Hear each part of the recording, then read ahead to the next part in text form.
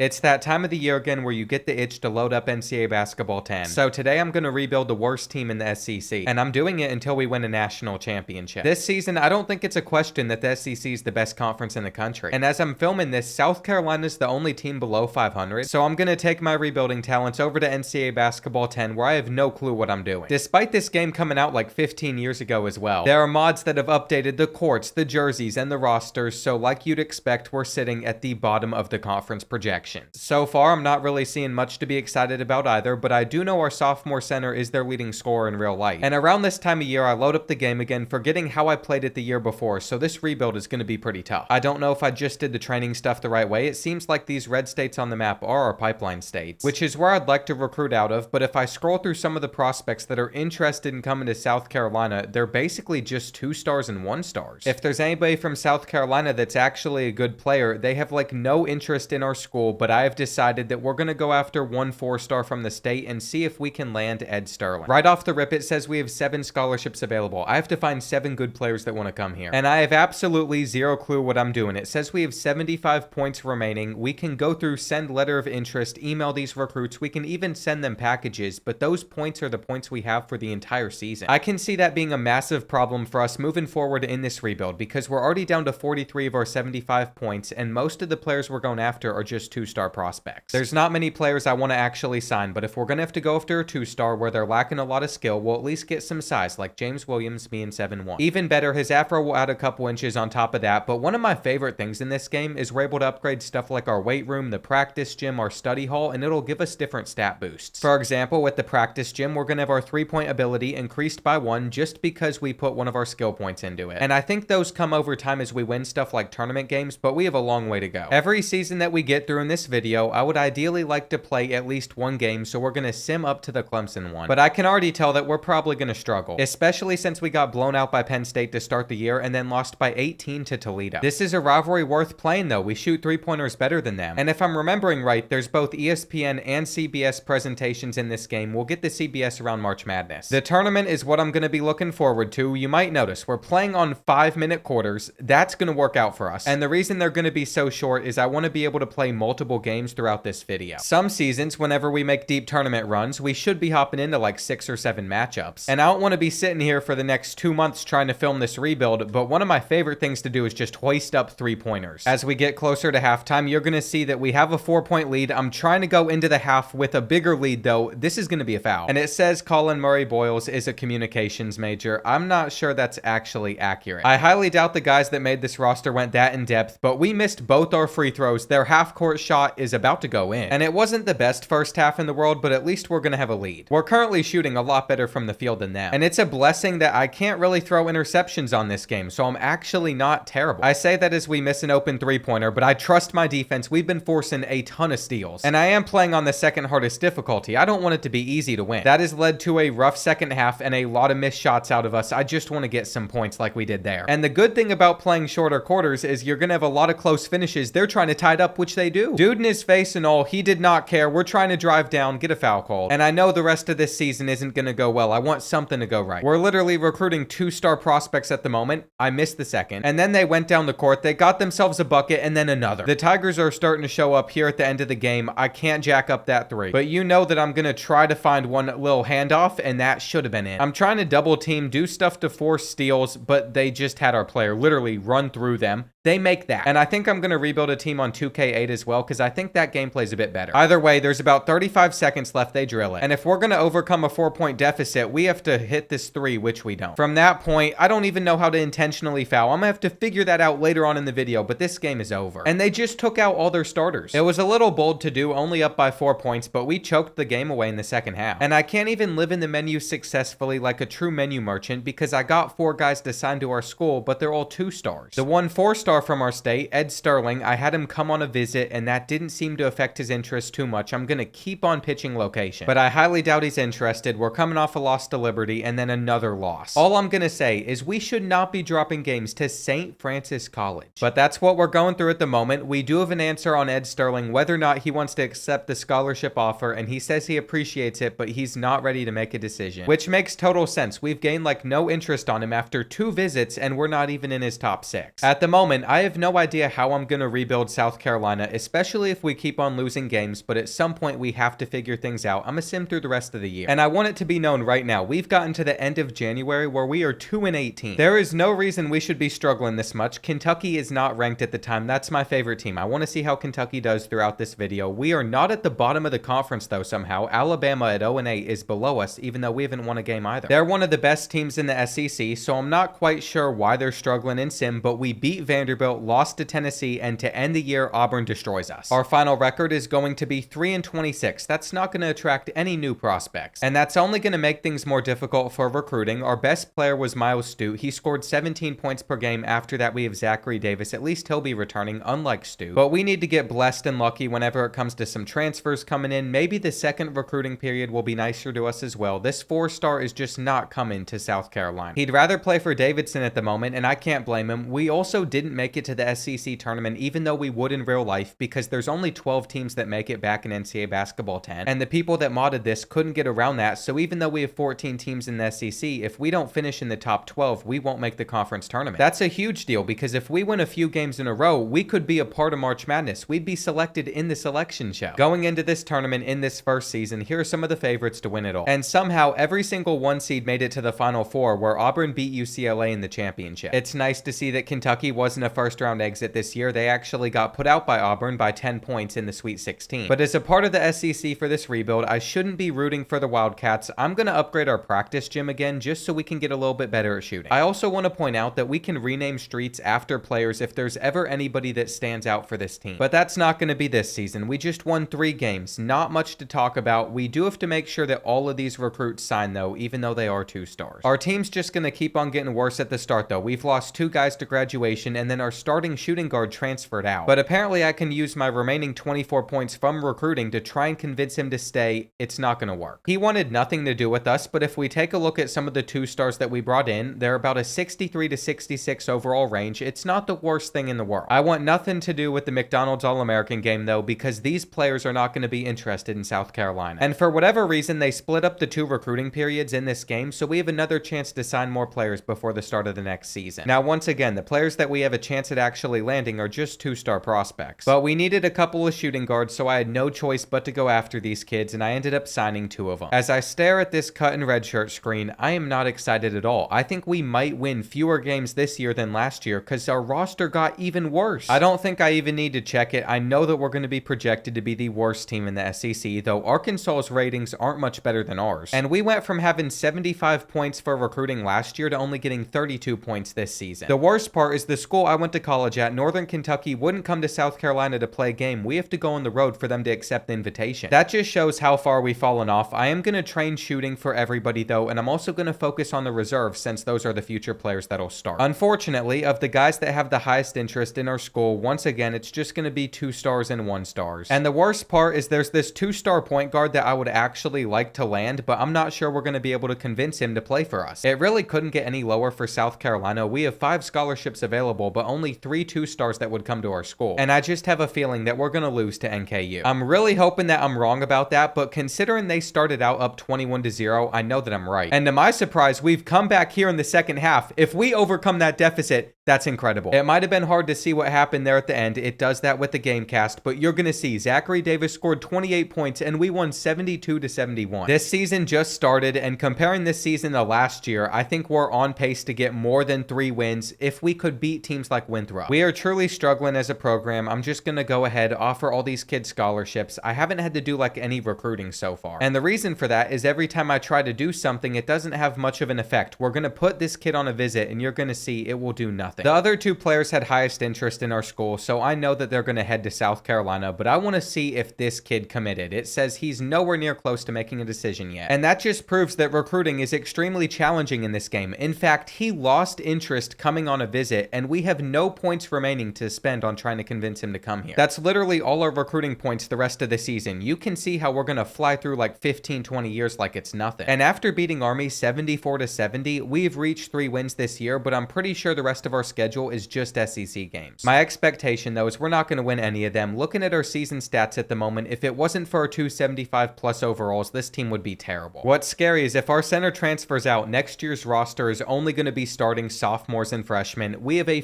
4-game stretch in 6 days, though, where I'm hoping we can pick up our first win in conference play. Please. Beat Florida, beat Tennessee, just somebody. It isn't happening. We're currently 3-25 as we head into our final game of the season against Kentucky. I just have to hope that we have a miracle here like we did against Northern Kentucky. But we have 25 points with less than 10 minutes left. The comeback isn't happening. We ended up losing 101-29, and this is not a serious basketball program. How am I supposed to rebuild them? This video will not end until we win a national championship with South Carolina, no matter how many times we finish at the very bottom of the SEC. And taking a look at these season stats, I do want to give some recognition to these two freshmen. They both put up more than 10 points per game. Schwab did have some injury issues, and so did Colin Murray Boyles. He only played in 7 matchups for us, but our leading scorer, Zachary Davis, is going to graduate at the end of the year. And going into March Madness, Houston's the best team in the country. They got upset by 9-seeded Gonzaga in the second round, though, the same round that Kentucky lost to Purdue, so they didn't make it to the Final Four, and in the national championship, Arizona beat Duke. I really wish I could get excited about signing these two-star power forwards, but I'm not. And we knew that Zachary Davis was going to graduate, but I was not expecting one of the low overalls on this team to transfer out. That definitely says a lot about the state of the program at the moment. It looks like there is one other 2-star we can go after in this second recruiting period. But I'm not excited about making this signing, even if he knows it's the right place for him to play ball. If we're going to make any progress moving forward this season, we have to beat a team in conference play, so whenever we face off against Arkansas, I'm hopping into that game. And it's impossible to get excited about this starting lineup when you only have one player that is above a 70 overall, plus he's a senior. To be honest, it's hard to have any hope for this team, but then there were 2 players, 3-star prospects that had at least a little bit of interest in coming to South Carolina, so we're going to try to go after them. We really don't have that many points to spend, but apparently Brian Holmes is in our pipeline from Oklahoma somehow because it only cost us 3 points to send a package. We have 19 points remaining for the rest of the year. And that means my main goal for season number 3, rebuilding a team from the SEC, is that we can sign 1 3-star recruit. To me, it's hard to get excited about our first win. It was against Mississippi Valley State, one of the worst colleges in the country, and like half of our points came from our senior center. So I know we're going to struggle the rest of the year whenever our overall is so much lower than Bucknell's, and I'm just going to hope that we can pick up our second win here, but I don't see it happening. By the end of the second half, they've started to pull away. So all of my focus can go back to recruiting, where I think we could actually get 3-star Brian Holmes. It's not going to cost us much to have this kid on visits. We could even offer him a scholarship. But at least for now, none of my pitches, including location, have been working. He's from Oklahoma, so we're going to pitch him on playing time. I'm just really hopeful that we can make South Carolina an interesting place, somewhere he wants to come. And I have absolutely no idea why we're not able to offer a scholarship to this 2-star center. He's interested in playing for the Gamecocks, but the option isn't available. I do have some better news though. We were able to sell Brian Holmes on the playing time pitch. We're up to high interest. We still haven't cracked into his top 6. And that's a little bit of a problem since we only have 7 points remaining for the rest of the year, but we could invite him to a game, and if we win this matchup, that would change everything. I was hoping to play Arkansas this year, but I think we should make our first major visit against Florida. And to my surprise, we keep on picking up wins. We beat Arizona State, which is actually an impressive one. We've gotten more than 3. And it looks like the start SEC play, we're going to be sitting at 5-6. This is the best start we've had so far, but the Gators could ruin it. It's so sad how few points I've had to spend on recruiting. We have none the rest of the year, so we've made 0 progress on getting Brian Holmes. But we've got to move forward by signing a 3-star, and I think winning this game would give us a great chance. This should also be the first time we get to play in Colonial Life Arena. We are in Columbia, South Carolina, taking our home court advantage. And let me tell you something about the center we have on this team. He's currently averaging 27 points per game, but he doesn't get the block. Colin Murray Boyles is going to have to go to work at some point in this matchup. I'm going to trust him to put up some shots. And then everybody else that's out there on the court that starts for us, we recruited in season 1. They're all sophomores. But here's the thing. None of them can shoot threes as good as our center. Florida has like a 7'4" center contesting our shots. And number 12 is an absolute giant down there in the paint. I'm surprised they're not working it towards him more, but they are going to get this rebound. Don't let that happen. This is a very important visit week. Open shots, those gotta go in. And unfortunately, they just keep on responding back, but that pass is great. We're doing our best to stay in this game. If we can get it over to the corner, I have to hope that this goes in. It's just bad misses. And if I had any choice over the players that we're recruiting, I'd make sure that they were actually shooters. 3-point shooters ideally, but you know I have no control over the players we're going after. There's like 3 2-stars interested every year. Now, I will give Florida some credit. They've been playing us pretty well, though. We're going to force the steal. If we can just put this in, I think we're going to have it back within 2. And as we end this first half, we've actually tied it up at 12-12. We just can't let them put up a shot like that. And I'm going to try to get off a little last second heave, but the buzzer sounds. It could be much worse, though. We're playing them well. And it looks like to start this half, they're going to be out there trying to force steals, which they have done. I threw it straight to this kid, and we can't catch him. He's not doing that. We're 1-6 this season when trailing at the half, but they left us open. And that was the perfect look right there. You can see that they're going to want to try and double team, but we're going to back them down, draw the foul, get the and one. We just have to make sure that we don't miss this free throw, and that's money. Believe it or not, that is the first time this entire game we've been to the line. They're missing this layup. And we almost need to start settling down, not forcing shots, though. If it's open, I got to go for it. With a layup after that, they would make it 18-all. I'm going to try to back them down again, look for the cutter, see if we can put this one up and in. But Murray Boyles can only save us for so much longer, and that's going to ricochet out. I wish I could say that has made all the difference, but it has not. With a minute and a half left, they were able to tie it up. They missed this 3. And the pressure is on us at the moment. We're going to our best player. He's missing it. He probably could have had a better look than that, though I thought we were getting the steal. How do you drill it? We literally had somebody right there. We know this team can't make 3-pointers, so we need a very quick 2. And I just have to hope that we're able to force a defensive stop. They've been trying to run down the clock. We have the ball with the chance to get the game winner. And here we go. 5 seconds left on the clock now. I'm trying to let our best player go to work, but he's lost it. We're putting it up. And it's out. I don't know why I was trying to drive with him there, but I just panicked in the final seconds. And I can pretty much guarantee that 3-star is not going to commit to our school now. Sure enough, Holmes got back to us. He said, I've looked into attending your school, but I'm still undecided. He has to do what's best for him, and he needs more time to think about it, which is not good news for us, because we still have 0 points remaining to spend on recruiting the entire rest of the year, and we still haven't cracked his top 6. This season's just going to keep on going downhill from this moment. We keep on losing our SEC games. But we all know if there's anybody that we're going to take down, it's going to be Arkansas, because they're just as bad as us. They have the home court for this matchup, but we started off this game on fire. Now they're starting to come back. And I wish I could hop in from this point. The game will just crash if we do that, but you can see with 15 seconds left, we have a 3-point lead. We have it ticking down slowly. And I have to assume at some point they're going to throw up a 3, or this game's just going to end with us winning 65-62.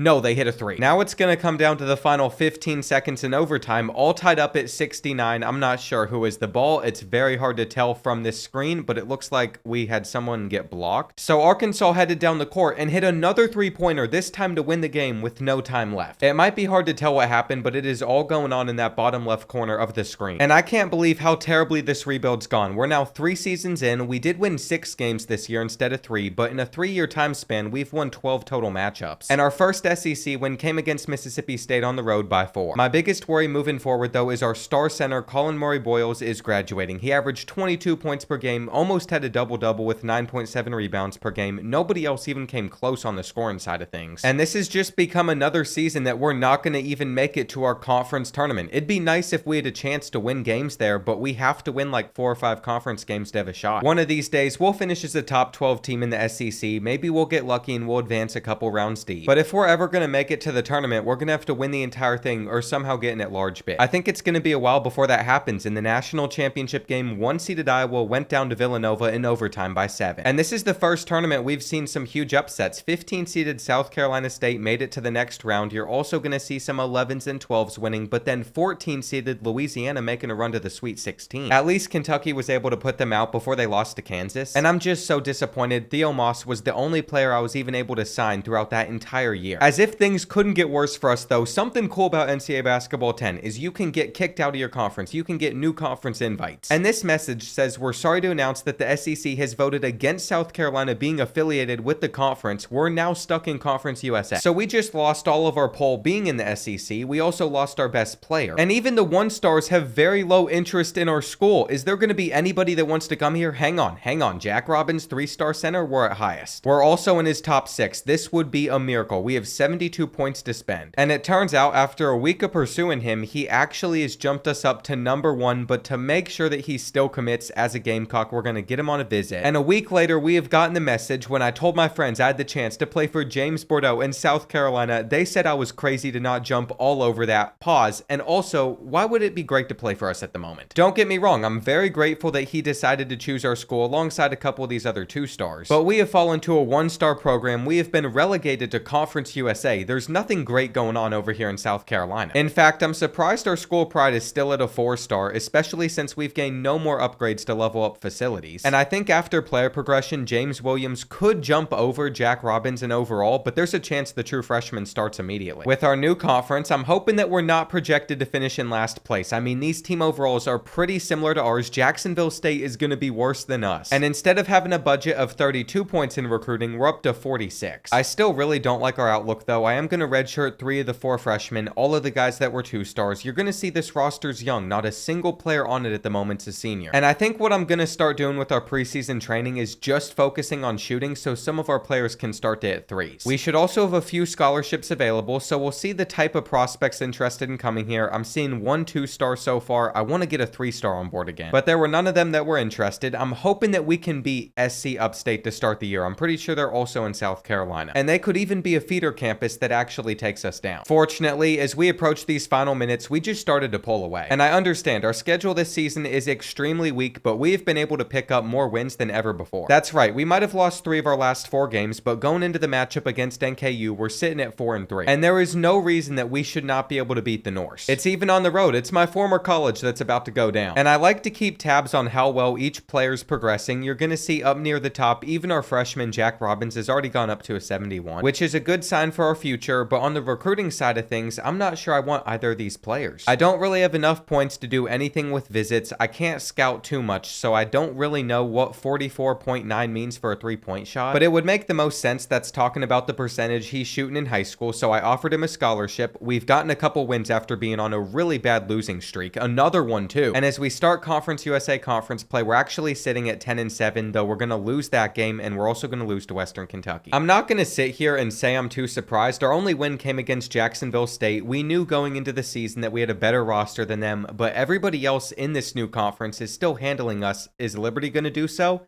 They do. That's just rough to see. Samuel Hubbard did sign with our school. If you look at this 6'10 center, we could have him if we wanted. I'm just not going to offer because we already have a few young ones on the team, and it is very clear to me, just judging off of these results, that those 2 stars are not helping us. You know what I'm going to love to see though? No matter where we finished in conference play, actually above Jacksonville State, I'm hoping that we can make our conference tournament like we should have in the SEC. Everyone should have their chance, and all these other schools are getting first-round buys besides us and Jacksonville State. Then over in the SEC, I'm curious who they replaced us with, if they replaced us with anybody at all, and it was UTEP. They went like 4-25. We went 12-17, so it's the SEC's loss. And I was gonna hop into this game, but I almost think we could win in sim because we averaged 13 more points per game than them. I mean, somebody had to step in and start scoring the points for us. I've already noticed that Jack Robbins, our true freshman center, is averaging a double-double, and then Ezekiel Schaub, the shooting guard that's now a junior, had 19 points per game. What a season for both of them. We're about to find out what's gonna happen in this sim. And this one looked like it was going to be tight for a second, but at the end of the day, we won 73-56. After beating Jacksonville State, though, we have to play 1-seeded Liberty in the quarterfinals. And their roster looks really good, but we have to go for the upset. I think this could be a winnable game. And I can't remember if I mentioned it at the beginning of this video or not, but I'm using the March Madness Legacy mod in this video. There's going to be a link in the description for you all to get it. We have to go for this 3. And I wanted to make sure I gave them a huge thank you. You're going to still see a little bit of yellow stuff going on behind the court, but before, like 30 minutes ago, I loaded into this game and the entire court was just fully yellow. It wasn't playable, but they fixed it so fast, which I really appreciate. We're gonna keep on hoisting these up, grabbing the rebound, and hopefully slamming it in their face. That's how you put it in right there, but they keep on scoring. And we're trying to get someone else open that can shoot, but we're missing. I know that the pass is coming right here, though. I'm trying to force the steal. We almost knocked that one loose.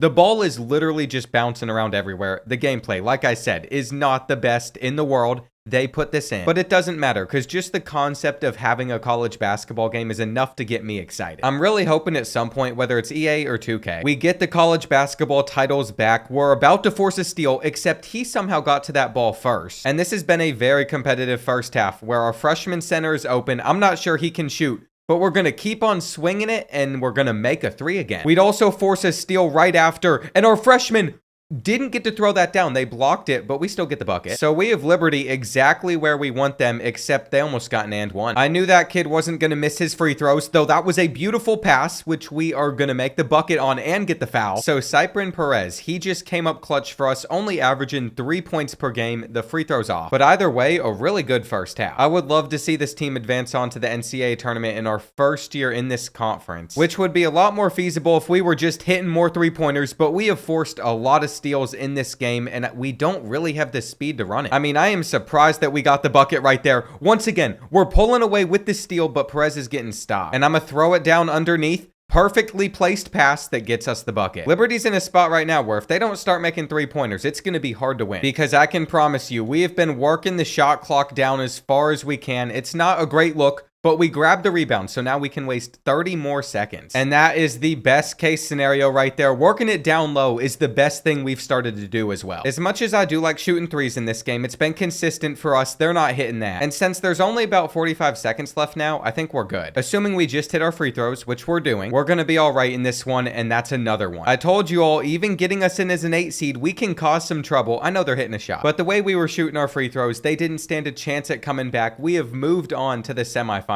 in our tournament. And this might seem crazy, but I kind of like our odds right now. I'm not naive though. This roster isn't where it's going to be at max potential. It's not going to be our best season. So for this next one against Louisiana Tech, we're going to send. If we end up coming out on top, I'll play the Conference USA Conference Championship. But clearly this team wasn't that good yet because we just got blown out. Louisiana Tech didn't even win the entire tournament. They lost to Western Kentucky. And then in the national championship, Iowa made it back there, but this time they weren't losing again. They beat St. John's. Kentucky still hasn't made it to the Final Four though. I was hoping they would have. There was another 14 seed SMU that made their run all the way to the Sweet 16. And because we had our best year yet, we went 14-18. I'm excited to see what players outside of Samuel Hubbard are interested in coming to South Carolina. What I wasn't expecting though was to be relegated again. Now we're going down to the Big South, which is worse than Conference USA. And that was after just one season, plus we're losing a player to the transfer portal, a sophomore power forward. I don't think anybody could get more unlucky than I have in this rebuild so far. I've just made South Carolina worse and worse. It's 2 stars interested in coming here. And 2-star center Michael Rivers was the only one that would even consider us, but you might notice we have a lot of points remaining, so that could be a good sign for what we're going to get next season. Those points came out of nowhere. We're also tied for the highest overall team in the Big South, our new conference. There's not many teams in here, only 8 of them, but I think that's going to help our odds at making it to the big dance, and we have 4 scholarships available with a budget of 126 points. That's only good news for us if better players are willing to consider our school. I should also point out that 4 of our 5 starters are seniors now. They've developed to a 73 overall as the highest. And since I'm realizing that 2 stars progress so badly, everybody else will be redshirted from here on out. We're also working on strictly shooting again, and the main focus will be on the reserves since these seniors are about to be gone. But you know what I care about. How we do in recruiting? There's already a 3-star point guard that would consider our school, and I'm sure we're going to find more guys like it. Of course, it'd be much better if we ever got multiple options to choose from instead of just having these 4 players being the only ones that I'll even consider. Especially since it's going to be a battle to get them to South Carolina. None of them are close by, so even sending packages cost us 12 points. And it's hard to feel great about this season when we lost to a no-name school at the beginning of the year, but we've won everything else, including over DePaul. So if the trade-off to that's losing to UNC Wilmington, that's okay. We might actually have some pull at the moment. This 3-star point guard has a 5.9% three-pointer. That is absolutely terrifying, but I don't care. We're offering him a scholarship, seeing if he'll commit. Because the second I can get these players into that highest grade, you have to take your shot. As for 3-star small forward Andy Cooper, I think we should pitch him on playing time. I would feel like that'd be important to him. And that head coach visit cost us a lot of points, so I'm hoping it works out. I do think it's weird that we destroyed Georgetown, but we're losing to some of these smaller schools like Maine. And as we advance through the year, 3-star Leon Ember did commit to South Carolina, but we still have not pulled in Andy Cooper, though I haven't offered him a scholarship. I have a feeling he's not going to say yes. We'll find out in a week, though we just beat both Pittsburgh and Alabama. How are we losing to these other small schools? Like, it doesn't make any sense at all. They kicked us out of the SEC for this. We have a response from Cooper on what he thought about the scholarship offer, though. This is what's important, and it's the same message we've seen before. He wants to jump all over coming to Columbia, South Carolina. Even after that commitment, though, we still have a few scholarships available. And with that in mind, I want to at least make sure that we bring in a 2-star power forward as well before we get to recruiting after the season. I'm expecting we'll have no issues signing him. Recruiting in this game is pretty straightforward. They just have to be interested in your school. We have now gotten a conference play, though, Bordeaux, and we know that these schools are small. We should be beating them. To be honest, this year is not going the way I was hoping it would. The fact that we already have multiple conference losses is a major problem. There's another one we've picked up. But because we're in the Big South and there's only like 8 teams, what is important for making the tournament? We have to win the conference no matter what. So even if we lose this final game of the year to UNC Asheville, it might not be the end of the world. In fact, it's going to mean absolutely nothing since we're going to be in 4th or 5th place playing Radford in the conference tournament no matter what. But we are currently sitting at 16-12 this season, the best record we've had so far. And I'd really like if we close this one out, which we ended up doing by 8. That lets me know that us making a run in this conference tournament and winning the entire thing isn't out of the picture. It's very realistic, and I just noticed we're the 18th toughest place to play, even as far as we have fallen off. I can only assume that's something that doesn't really change in Dynasty the farther you get. And I thought we could sim this first round game and just play the second round, maybe the championship too, but we're about to lose. That's with seniors as well. We have let them all down. Radford couldn't make it to the championship. They lost to Gardner-Webb, who won the entire thing. And for their sake, I hope they don't have to face one of these schools in the first round. They were able to get in as a 14 seed, losing to Virginia, but Western Kentucky from Conference USA is a 6 seed. That is where I wanted to be. I can't believe we got moved down to an even worse conference. Villanova won the national championship again. And Jack Robbins wasn't able to average a double-double like he did last season, but he scored the most points on this team while Schaub took a step back. He's going to be one of the players that leaves the team along with 3 other seniors, but we've replaced them pretty well. And what's going on with all these conference changes? We now have an invitation from the American to join, which would be an upgrade, so we're going to accept it. I'm a little sick to my stomach though, because even though that was good news, alongside losing these 4 seniors to graduation, James Williams, the 7-1 center we've been developing, decided to transfer out. Now I can't really blame him for that, because we've been starting Jack Robbins, the former 3-star, ever since he committed at center. But he was a nice rotational piece to have, and there is a plethora of 2-stars that are interested in becoming a Gamecock, along with some 3-stars. We also had like 200 points to spend, so everybody gets to come on a visit. I've been doing the coach strategy pitch, because I feel like with coach strategy, there's nothing that they can say is wrong about having a high-tempo offense. And just 1 week later, it's going to say that all 3 of them have signed to South Carolina. This is the best class we've put together so far, though I did just realize that we signed 3 different point guards. A couple will get redshirted, 1 will probably transfer out. And to me, that's completely fine because some of them need time to develop. For example, Leon Imbert has 66 3-pointers, so even though he's the highest overall freshman point guard, I have him redshirting for a year while we start true freshman Bryce Bowling instead with his 78 3-pointer. We're also starting the true freshman at small forward, and we have just 1 senior on this roster, so I only have to recruit 1 player. In a perfect world, there will be a 3-star that has at least high interest that we can go all in on, but I had no luck finding that. Both Tulane and Memphis are supposed to be better than us in the American, but every other school is below, which means we should be able to rack up a lot of wins. I don't know how many teams the conference has been putting into the tournament, but I think it would be a couple. And when it comes to recruiting, there isn't anything too exciting at the moment, just this 2-star small forward that could fill a role. But in a perfect world, we're going to spend all 125 points we have on Jason Pitts and see if we can get that interest to go up. We can literally schedule him for like 10 visits because they're so cheap. He's from South Carolina, and he's also a 7-3 center. So this is the first time since taking over South Carolina where I feel like I can actually recruit. It's been interesting because we're actually losing interest after gaining interest on him. Depending on your pitch, you'll see that he doesn't want playing time. It's not going to be enough to convince him to come here. Playstyle isn't a factor either, which means I just have to keep on guessing what's important to him. Is the number 18 player in the country, team prestige, coach prestige probably matter, but ours is terrible, so we have to pitch location. And I'm not a big fan of some of the games we've lost so far this year, and the reason for that is I need to trust this team to win the official visit that Jason Pitts comes for. He's up to a 5-star player now, so we definitely cannot disappoint whenever he comes. We're going to invite him against Rice. And right before that matchup, we have our first 2 American Conference games. We're going to take down Temple. We know SMU made the tournament recently, so I'm not surprised they beat us. This is our time to shine though. We've been trying really hard to sign the now 5-star prospect, and I have a feeling that it's probably not going to work out, but we got off to a great start against the Owls. Luckily, it seems like they're not going to make up any ground either, but it did not make a difference in getting Jason Pitts interested at all. You can see that we actually lost some interest. The last thing I can do is just send the house and hope for the best. We're going to also offer him a scholarship, and at the moment, we've had a lot of winning going on in January. We pick up another one against UTSA. If we can win these 2 games, that's only going to be 1 loss throughout the entire month, which we get. It's starting to feel like we're making progress, though Jason did decide to sign to Iowa. And if the month of February can go just as well, we're going to be in a great position, maybe even have a chance at getting an at-large bid to the NCAA tournament. Not now. When I said that, we only had 5 losses. Now we're up to 7. Memphis is also going to beat us. But we won our final 3 games, so we finished the year 21-8, though I have noticed Tulane went 28-1, undefeated in conference play, and they're only ranked number 23 in the country. country. That makes me think the American Conference is only getting one bid, but Memphis is in the best of the rest listing, so we might even be on the bubble. Unfortunately, though, I couldn't find us anywhere on here, which means we have to win our conference tournament to make it to the big dance. And statistically, Jack Robbins took a major step forward, averaging 23 points per game, double-double again. And also, look at this, Andy Cooper is a freshman, almost 16 points per game. With all of our starters returning next year, since they're either juniors or younger, I'm excited to see how we do in the conference tournament. And if we can just get past UAB, I'm going to play the game against Tulane. Last year, we didn't have much luck simming at this spot. But as the second half goes on, we have a good enough lead to where we're going to win this one. We actually won it pretty comfortably. And if we were somehow to get past Tulane, we'd have to beat Memphis in the conference championship for an automatic bid. There's only one team out there that's been able to beat the Green Wave this season, though. And I can kind of see why. They averaged 91 points per game. The courts are a little bit messed up, though. It says SoCon, even though we are in the American Conference, which I also noticed on the bracket, but we're just going to have to ignore it. Even if there's some stuff with the mod that's not perfect right now, this is much better than playing on base NCAA basketball 10. We have a lot of new faces out there as well that we've not had in previous seasons, and we should be able to swat that, but they made the shot. Bowling's running the court. He is going to find Robbins. We know that he can drive, get a lot of attention, and pitch it out, so I like to see that start out of us. Bryce Bowling, I put him in because he can shoot threes, and that's what the bald point guard does that's already lost all of his hair at like 18. We're also grabbing the rebound, and it seems like we're going to get off to a great start in this game. Little crossover, and then a missed layup. We'll have to get used to Pearson being a left-handed player on this team. They're not going to make floaters over us. And Abraham's our power forward trying to run the court, which he did. I wish I could say that hot start was everything, but we've given up some points. We're hitting another three. And I was liking how we were playing defensively at the beginning of the game. I like that right there. But our guys don't feel fast enough to run the court that well. I mean, we've still been able to get some points in transition. We should have a steal here, but they're saying that we touched that ball last. I knew exactly where that one's going, and they still almost got a three. At the moment, it does seem like we're going to be able to handle Tulane. But for whatever reason, I just realized that most of our team is bald, and I know these guys have hair, so stuff is starting to glitch out. That's a great block to end the half, though, right there. I mean, I don't think we could have played any better. And the fun thing about this team is I'm finally able to use some handles again in this game. It's not like they're the best in the world, but they can get some separation. I'm really starting to question how Tulane was able to go 28-1 because we've had no issues. And if we somehow blow this lead in the final minute, I will be very disappointed. At some point, they're going to have to start fouling us. I know that they're going to do it before we get a shot off, so I'm not sure why they're waiting. But you have to think, you're facing off against a computer that was created for a game 15 years ago, so there's some stuff that you can do to run down clock at the end. I wish this was going to be a more exciting finish for your all's sake, but as long as I'm hitting these free throws, it's not going to be. And there's really not too much to celebrate right now, because if we're going to make it to the tournament, we have to win one more. Don't get me wrong, this is a great start. We can beat any team in our conference. But I have a feeling that Memphis is also going to give us some problems, and they're going to come in at a B+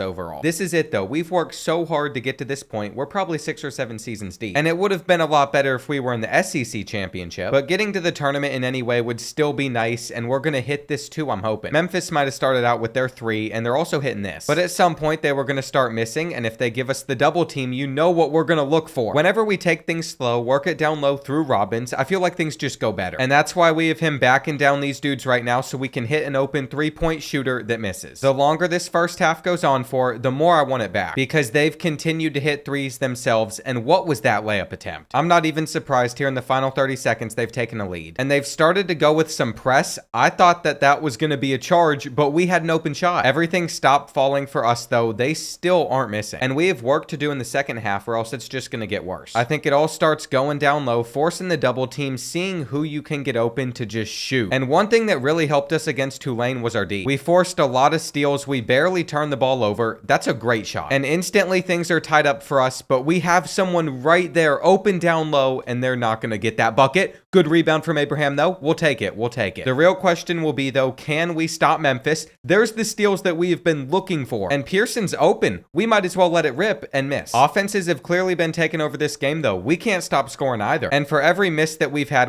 a couple makes, but why are we playing off of a shooter? That same kid has hit so many corner threes. They've also stayed pressing us, which has not worked. And you would think at some point they'd adjust. They'd get out of the full court press, but we left him open again. Here we go, though. We can split the defense. We had a turnover with with somebody wide open. And I swear, if they make this one as well, okay, it rimmed out, but they got the board. Now we have to just keep on passing it down and then doing a little spin. What a shot right there. And this is going to be a good final couple of minutes if we don't give up buckets. We have made it so far now. We cannot lose. Open three, rims out on us. And they have another open look with this kid. Number one has been going crazy. No chance he hits that shot. Now our power forward pushing it down the court. Not the most ideal thing in the world, though I trust Pearson to hit right here. And it is time to lock in. Minute left on the clock. That kid would have had an open three. They'll get their bucket. But they are still pressing to the point where we can just run down the court and slam it. If this ends up going to overtime, I'm hoping they stay in this full court press. I don't love that look there. We get the rebound, and I'm almost wondering what we should do in this situation. Take the layup if it's there. Take the layup. Good back cut. Just 30 seconds left. You know what I'm worried about. It's this kid.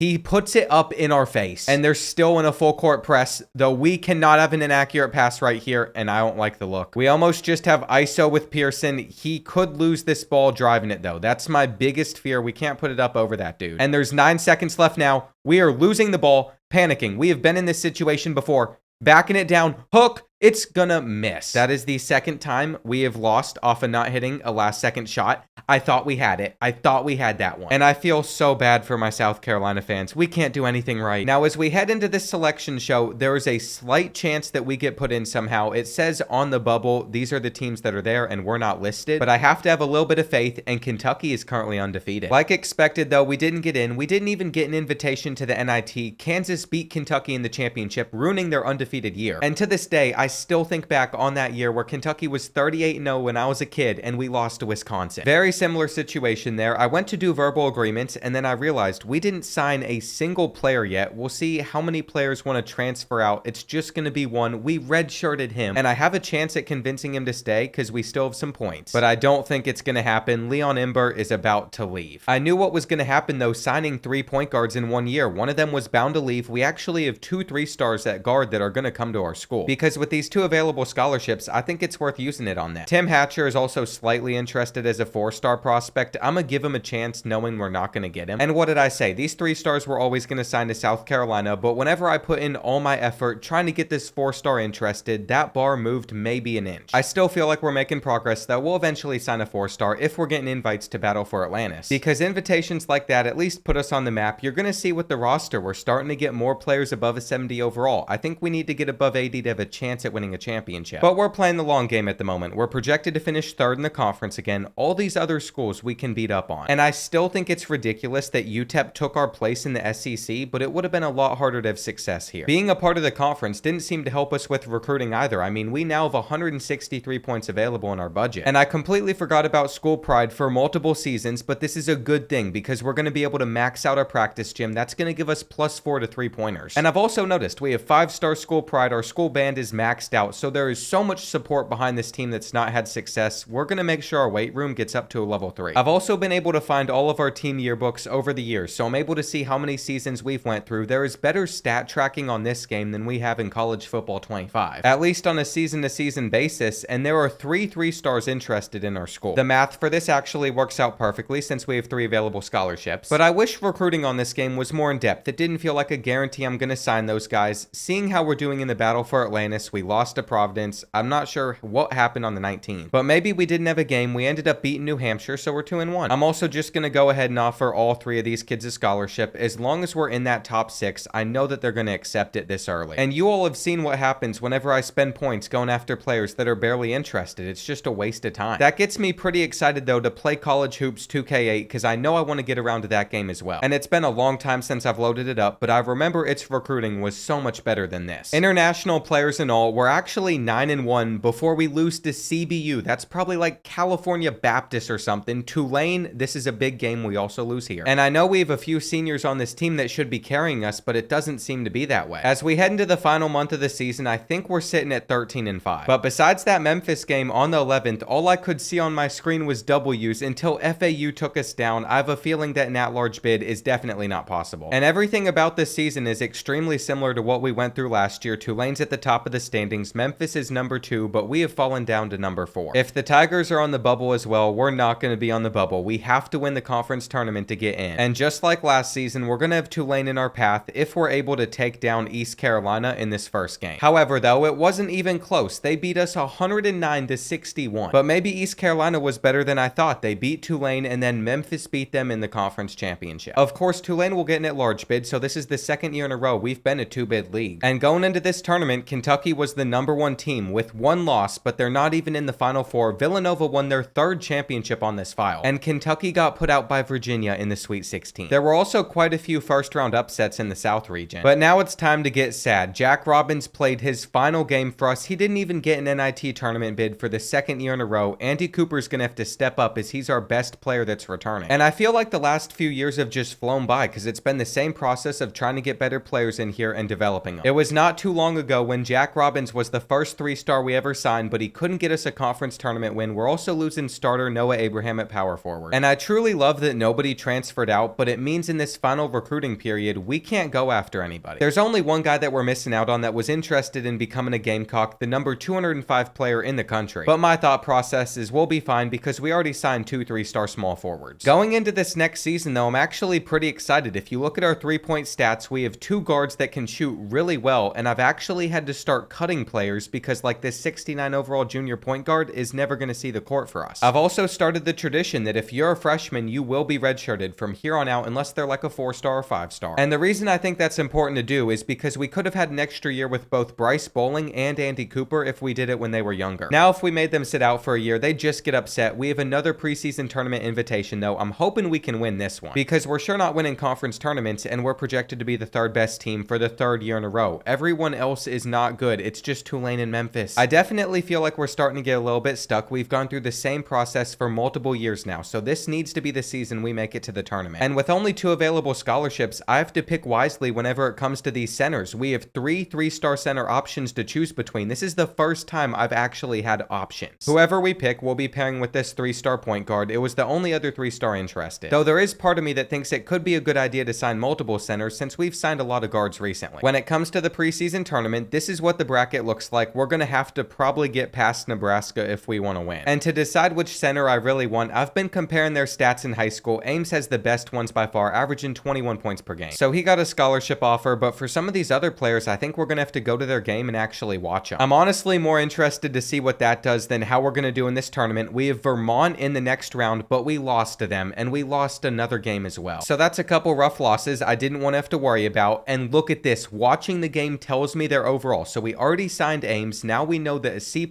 versus C, we're going to sign John McCall. And it turns out that his outside game's better than his inside game, so he could make for a better power forward than center. We're just going to offer that scholarship. With all these point guards we already have, it is worth it to pass up on the one that we were getting offered this year, though I would have cut this dude if I realized we had a walk-on, because he isn't very good, and walk-ons count towards a scholarship in this game. It is what it is, though. We are now at that point in the year where we just have to simulate a lot, hope that we win. And we have a very busy January. I'm hoping there's no wear and tear in this game, because this many games in a short time frame would pick up fast. Of the schools we've lost to so far, it's Merrimack and Rice. Makes no sense at all, but we've beat SMU twice. And what's weird is I think on paper we've still been getting better every season, not performing that way in sim each time though. Beating Tulane would be a big deal, and we don't. We're gonna head into the final month of the season at 14-8, not exactly ideal. And at this point, just send us back to an easier conference, so making the tournament isn't impossible. I want to get kicked out of a conference again, but it's not gonna happen, especially if we turn into a middle of the pack team in the American. And do you know how gross it is we don't even have our first round bye? I've already read off this entire year. I'm ready to get to the point where this entire roster is built out of 3 stars and nothing else, because the 2 stars development has been okay, it's not been good enough. And even if our overall is spiking a bit, I have no attachment to this team. I don't see how they lost 12 games during the regular season. But maybe this is when things are about to change. We just beat Charlotte. Next up is going to be UAB. We are the favorite in this matchup, but they got the first round bye, they got the rest of it. And in the final 5 seconds, we missed a 3-pointer from the right corner, so I think it's going to go to overtime. But all of a sudden, it popped up that Barber hits a 3-point shot from the left wing and UAB beats us. I think I'm going to be sick. Memphis has won the conference now 3 years in a row. Tulane will still get into the tournament. And I don't care how good it says Kentucky's going to be, there's no way they win it all. Just like I predicted, they lost to St. John's in the Final Four by 3 points, who went on to win it all. And with another year of no NIT appearance, we're just going to sign these 3-star centers and move on. The most annoying thing that can happen, though, is the perfect roster I feel like I'm building up in the background, loses players to the transfer portal. I'm going to try my best to talk him into staying. It's never made a difference. And during this recruiting period, I can't find one 3-star that wants to come to South Carolina. This could very well just be our downfall. We'll accept the invitation to the Wooden Legacy again. 3rd place in the American. Who would have guessed it? Tulane just keeps on getting better. We're going to find those 3-stars that want to come here. But it was only 2 of them, and that's not very helpful whenever we're losing 4 seniors. I must have missed one of them though, because Matt Armwood, the shooting guard, popped up out of nowhere, and I'm watching all of them play their first game. Just like last season, it should reveal their true overall. And if I had a choice, I would only get Matt Armwood. The other 2 are just C's, but they're 3 stars. It's all we can go after. We might as well take it. I also have to be careful that we offer these scholarships pretty quickly before another school does, or else they might commit somewhere else. And I just discovered this details page, which tells you a little bit more about each prospect. I'm actually really enjoying this. It says he wants to go pro after 1 season. Buddy, you're a 3-star. I can guarantee we won't be losing him to the NBA after 1 year. We just got blown out though. Maybe I shouldn't have been disrespectful. That was a game we should have won. Unless Lasali's just really good somehow, but I'm pretty sure they're not. Sure enough, after advancing like another week, all 3 of the 3-stars have signed. We've done this now for a few years. And I will just keep on advancing as we're picking up win after win. Texas Tech is going to humble us a bit, but we're entering American Conference play at 9-2 off of a pretty weak non-conference schedule. We might benefit more from scheduling bigger teams, especially since we beat Michigan. And I'm going to have to test out that theory. We've picked up 3 losses in the month of January. We need to only lose like 2 more games, and I know we'll get a first round bye. But that's much easier said than done. We took a couple weeks off and then lost back-to-back games before beating Charlotte. And a loss to FAU on top of that is most likely going to cost us. Our final game of the season is against UTSA. I'm hoping we play well. I mean, with about 5 minutes left, it looks like we can close it out. But even getting the win there is a 3-way tie for 3rd and 4th place in the American Conference. I'm not sure how the seeding's going to work out, but we have the best overall record. I mean, Tulane and Memphis are still at the top of the conference. Nothing is changing there. We have been in this spot on the bracket so many times, and there is seriously no reason we shouldn't beat Rice. After getting off to a pretty slow start, I'm not too excited. But at the end of the game, I think we ended up beating them, and it was by 4. Then, of course, we couldn't get lucky. Tulane put off the win, so we'd have to play them in the semifinals. But I'm to the point where I'm just going to sim every season until we make it back to the conference championship, which could be another 5 years. This year, it's not going to happen. They beat us 106-63. I knew that we probably weren't good enough. Maybe I should have played it, because we're nearing 10 years deep and we still have not made it to the tournament. To be fair, it's very hard to win it all in college basketball, but we just got put into a game. I figured it wasn't the tournament. I didn't even look at the bracket because I was so frustrated that we lost again, but we're playing VCU in the NIT, and we'll see what happens in this game. We are going to win it by 5. The next team that could get in our way is Cal State Northridge, but I would hope that we could beat them. I mean, we're South Carolina. We might not be in the SEC anymore, but we're still a bigger program. I think all these teams have better rosters than us though, because we just lost by 15, which didn't make me feel good, but they made it all the way to the semifinals, and in the championship, it was Montana that won the entire thing. Maybe we could have won the NIT if we really wanted to. Big upsets going on with a 14-seeded USC. That's going to actually be USC as a 14 seed. And it seems like everything that has to do with rankings and seeding in this game doesn't make too much sense. Kansas won it all. But it feels like we have found our ceiling because Bryce Bowling is a senior. He is now graduated. We're also going to lose senior Andy Cooper, our 2 leading scorers, gone. I really just want to get to the point where we are signing more than 3 stars, though I think these guys are going to get us something good eventually. We just have to trust the process. And why would Ames transfer out when he's about to become the starting center? There's no logic to the madness that goes on in this game. We'll just recruit a few more 3 stars. And ever since I figured out that watching games reveals these players' overalls, it's made my life so much easier because we have 3 shooting guard targets with 2 scholarships. So 1 scholarship goes to the center and the other scholarship goes to the best shooting guard. I also could just be a terrible recruiter on this game, but what do you do when they're all C+?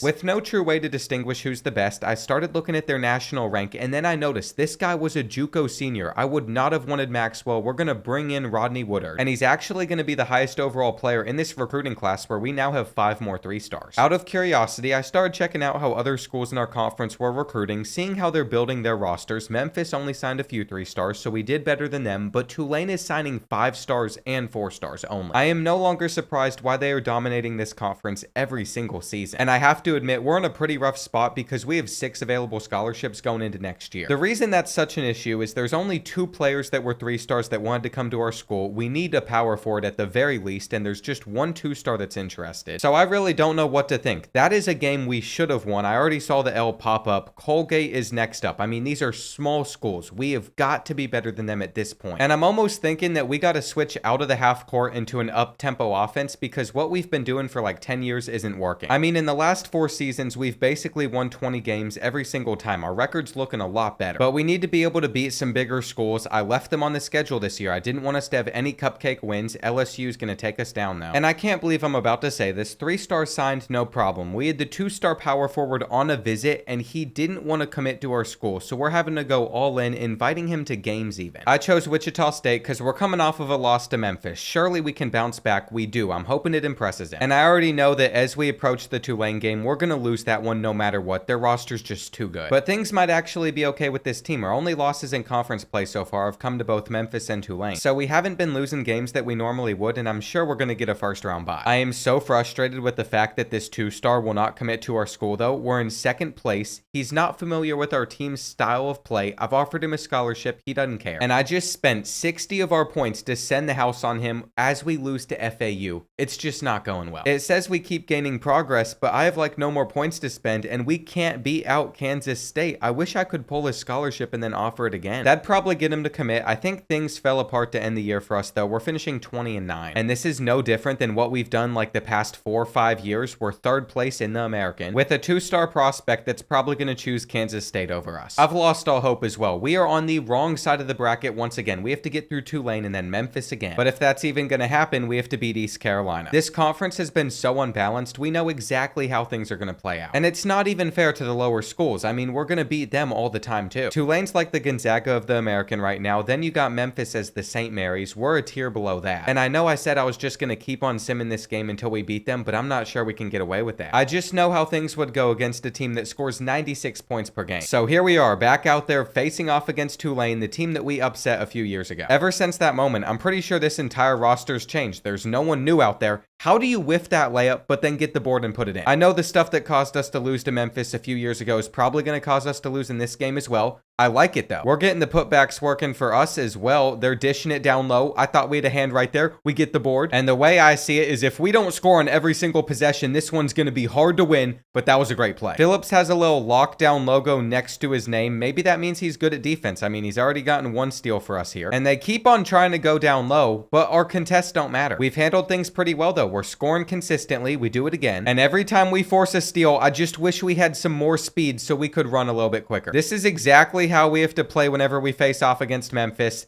They aren't hitting their threes. And you know what? I'm feeling it. We should see if we're hitting ours because that would definitely help out. Fortunately for us, as this first half's gone on, our shots have started to fall. Theirs still aren't. But out of nowhere, they started scoring a lot more consistently and they might get a bucket to end the first half as well. Good D. Good D. We have a 6-point lead. That is one I do not want to blow in this second half. And it's because we're shooting a lot better. I'm almost already looking ahead to the conference championship game, which is something I simply cannot do. But we've beat them before. I have faith that we could do it again, though they probably have better recruits now. They've been consistently good for so long now. If somebody doesn't stop them, it's going to be a big problem. And I will give credit to their defense in this game. They've been all over the ball, like right there. But that was selfish basketball. We got to pass it a little bit more, throw it last second, and wide open layups. Just 3 minutes left, up by 7. This is where if we get a stop, the clock's going to start running. But the clock did not stop. The pick's right there. Good movement. Please drop. As long as they don't hit a corner 3 or something, we'll be okay. That's what hurt us against Memphis in the last one that we played. Lots of pump fakes. And then we just threw it out of bounds. Frustration is at an all-time high, but we forced the steal. No reason to run fast. We got to just pick this ball up and chew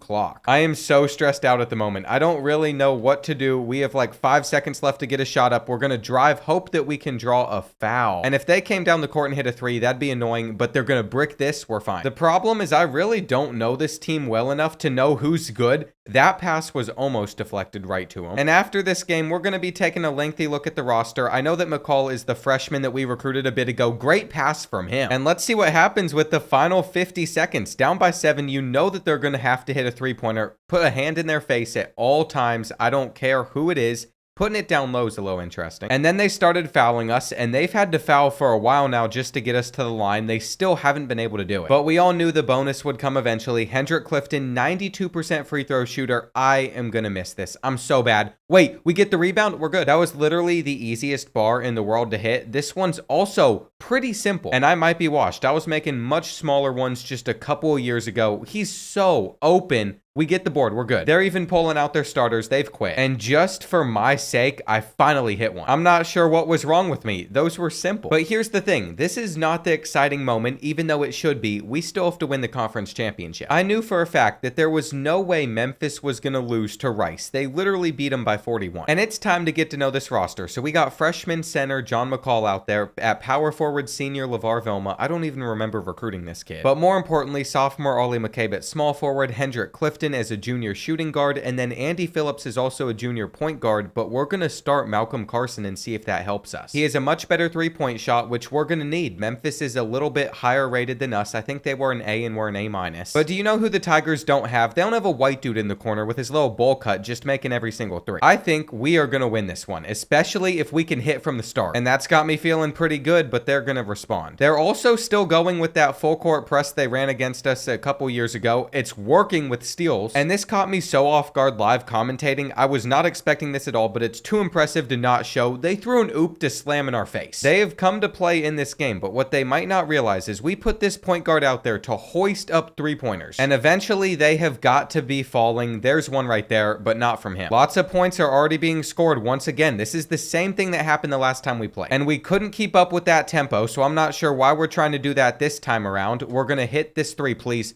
No, what I'm starting to realize is they have us right where they want us. And I can promise you right now, McCabe is not a three-point shooter, but he isn't missing. His shot is money at the moment. He's also the second youngest dude in our starting lineup. But we are literally not doing anything defensively, and that was bound to happen. The steals that we were forcing against Tulane literally are not coming in this game at all. We aren't doing anything correctly besides getting this board. And I'm going to try to go down low, see if this can work for a bucket. It does. That's what we need. I have a problem, though. I cannot stop this kid with a ponytail. They get the look that they're hoping for. They don't have a shooter, though. And as this first half comes to a close, I want to get him a look. I mean, they're giving him space. That's why he's in the game right there. If Malcolm Carson can start to heat up from deep, he's going to have a very, very good game, though they shouldn't have gotten that bucket. And I tried to call some timeout so we could get a shot up before the buzzer, but it rolled out. If you were looking for an even first half, that was even. But why did everybody's arms just turn blue? I'm telling you right now, this game is going to make me lose my mind. This cannot be the best NCAA basketball game we have. We need a new one. It really stinks that now I feel like I can't show much of this second half. There's been no points scored besides 2. But then Memphis started making about everything. They're up by 6. There's not that much time left either. And it's to the point where we're just going to start putting up threes, hoping for the best. With about a minute left on the clock, they're going to trap us. We're going to get that look with McCabe,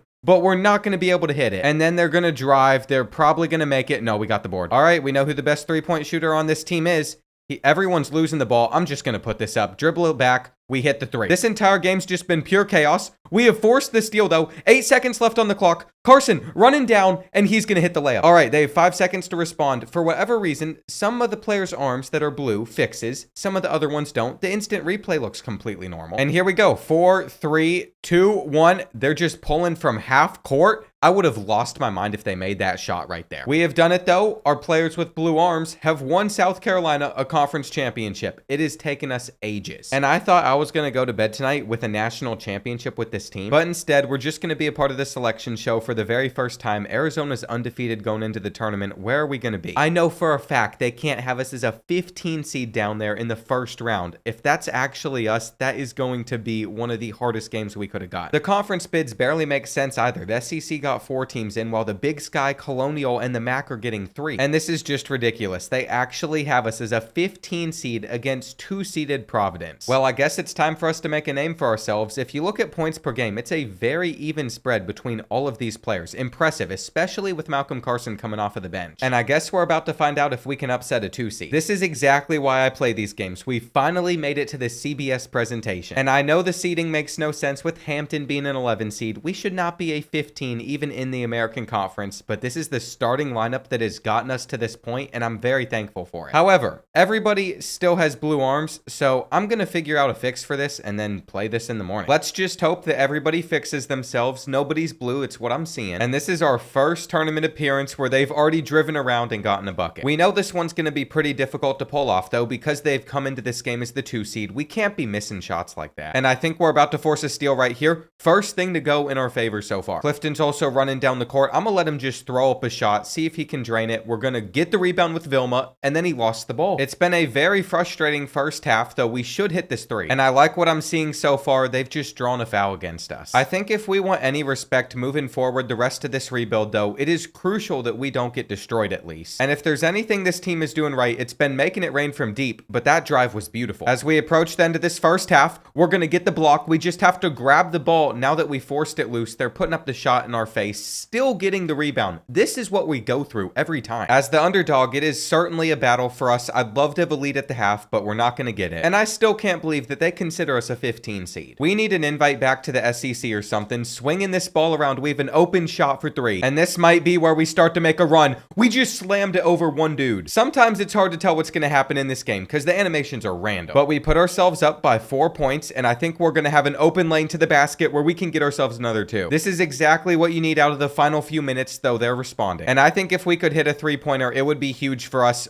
Wide open 3-point shooter as well. All right, up by 3 possessions with about 2.5 minutes left. They're going to force a steal. We are dominating. And just running down some time, I can see that we have the quicker player in this matchup. I'm hoping that we can cross him up at some point. He's sticking with us well. But we're eventually going to work it down low underneath, and that's a good pass for another score. The longer this game goes on for, the better I'm feeling. I'm not sure why they're trying to double team, and we were almost stepped out of bounds. But it doesn't really matter. We missed the 3-pointer, and they're going to miss theirs as well. That's a huge deal because we're still up by 7 with about 50 seconds left. They're going to start fouling in the next 5 seconds most likely. And I'm just going to tell my players to run out as much clock as they can. I was even able to make sure that their starting point guard fouled out. We're going to hit our free throws. And I love what I'm seeing out of this team. We should be pulling off the upset even if they're hitting that shot because they're still down by 6 points, and this will make it a 3-possession game. Malcolm Carson did everything that we needed him to, so we are walking away, upsetting the 2 seed, making history in this dynasty. But if we're going to make a deep run in March Madness, there's a ton of games that we'd still have to win. And I'm extremely curious to see how we do in Sim against Indiana. As far as I'm concerned, they're a 7 seed. I think we can be competitive with them, which we need to be. But after having a rough second half, they've just started to blow us out, and it kind of proves that this roster isn't that good still. I really want us to just keep on developing. As you can see, Indiana made a run all the way to the Elite 8 where they lost to North Carolina. But the Tar Heels were not who was able to win it all. It turns out it's going to be St. John's. Those teams are able to make deeper runs though because they can sign 4- and 5-star prospects. So I'm just waiting until we can work our way up to that. I don't love how every year somebody decides they want to transfer out that we redshirt. But more importantly, it's time to name our first street after senior Malcolm Carson because he just helped us pull off a huge upset. I truly believe if I didn't make him the starter for those last couple games, none of that could have happened. And do you know what's going to help our team next year? The fact that we have 4 more unlocks available to spend. So now we're going to have a level 4 weight room giving us +4 speed, quickness, and strength, and then we're also going to get some boost from upgrading our study hall. We've also progressed up to a 3-star team prestige. This is what we needed if we're going to keep on moving forward, especially since we have 5 scholarships available in this final recruiting period. Now, as I scroll through the interested players and playing for South Carolina, you're going to see a load of 3-stars. We finally have options to go between, and that has completely changed the game for us. We have a lot of points I could be spending to scout some of these guys as well, but I know we're able to sign 5 3-stars. And 1 week later, I have signed 4 of them, but we still have 1 final scholarship, 1 spot open for 1 more power forward where I'm trying to make a decision, except their overalls are all the same. As we go into overview though, we can see what their inside game, their outside game looks like, how good of a passer they are. We can also find out some more details like how they like to score. And I ended up settling for power forward Anthony Haley as our 5th option. He's a 71 overall, but you're going to see a lot of 72s with this class. I think that's about where the 2-star ratings max out. Tulane is still signing 4 stars while we're getting the most 3 stars in the American. Everybody else is really going after 1 stars. And this time they want us in the NIT season tip-off. I'm hoping that our season preview has us projected above Memphis though, and it doesn't. We have some really good pipeline states though, Florida, Georgia, both the Carolinas, Texas, 180 points to spend in recruiting. And when it comes to this roster, our starting power forward's not going to be great, but we have 2 83 overall senior guards that we're going to have to replace. With how many young players that we had, I was hoping that we could just redshirt like 5 of them, but that wouldn't make much sense for depth. You're limited to 4. And with all those players on the bench, I'm mainly focusing on shooting recruiting, with their training, and I'm also putting no focus into our starters because I want our reserves to actually get better. They are the future for us. Looking at some of the players we can add to our board off the start, I'm not seeing any 4 stars yet, but I'm seeing some good 3 stars. And I was hoping we'd do better to start the year in the preseason tournament, but we lost to Indiana State to open it up. I don't think I can really worry about that though. All my focus has had to go over to recruiting. You're gonna see there was a 3-star point guard that's a C overall and then a C+.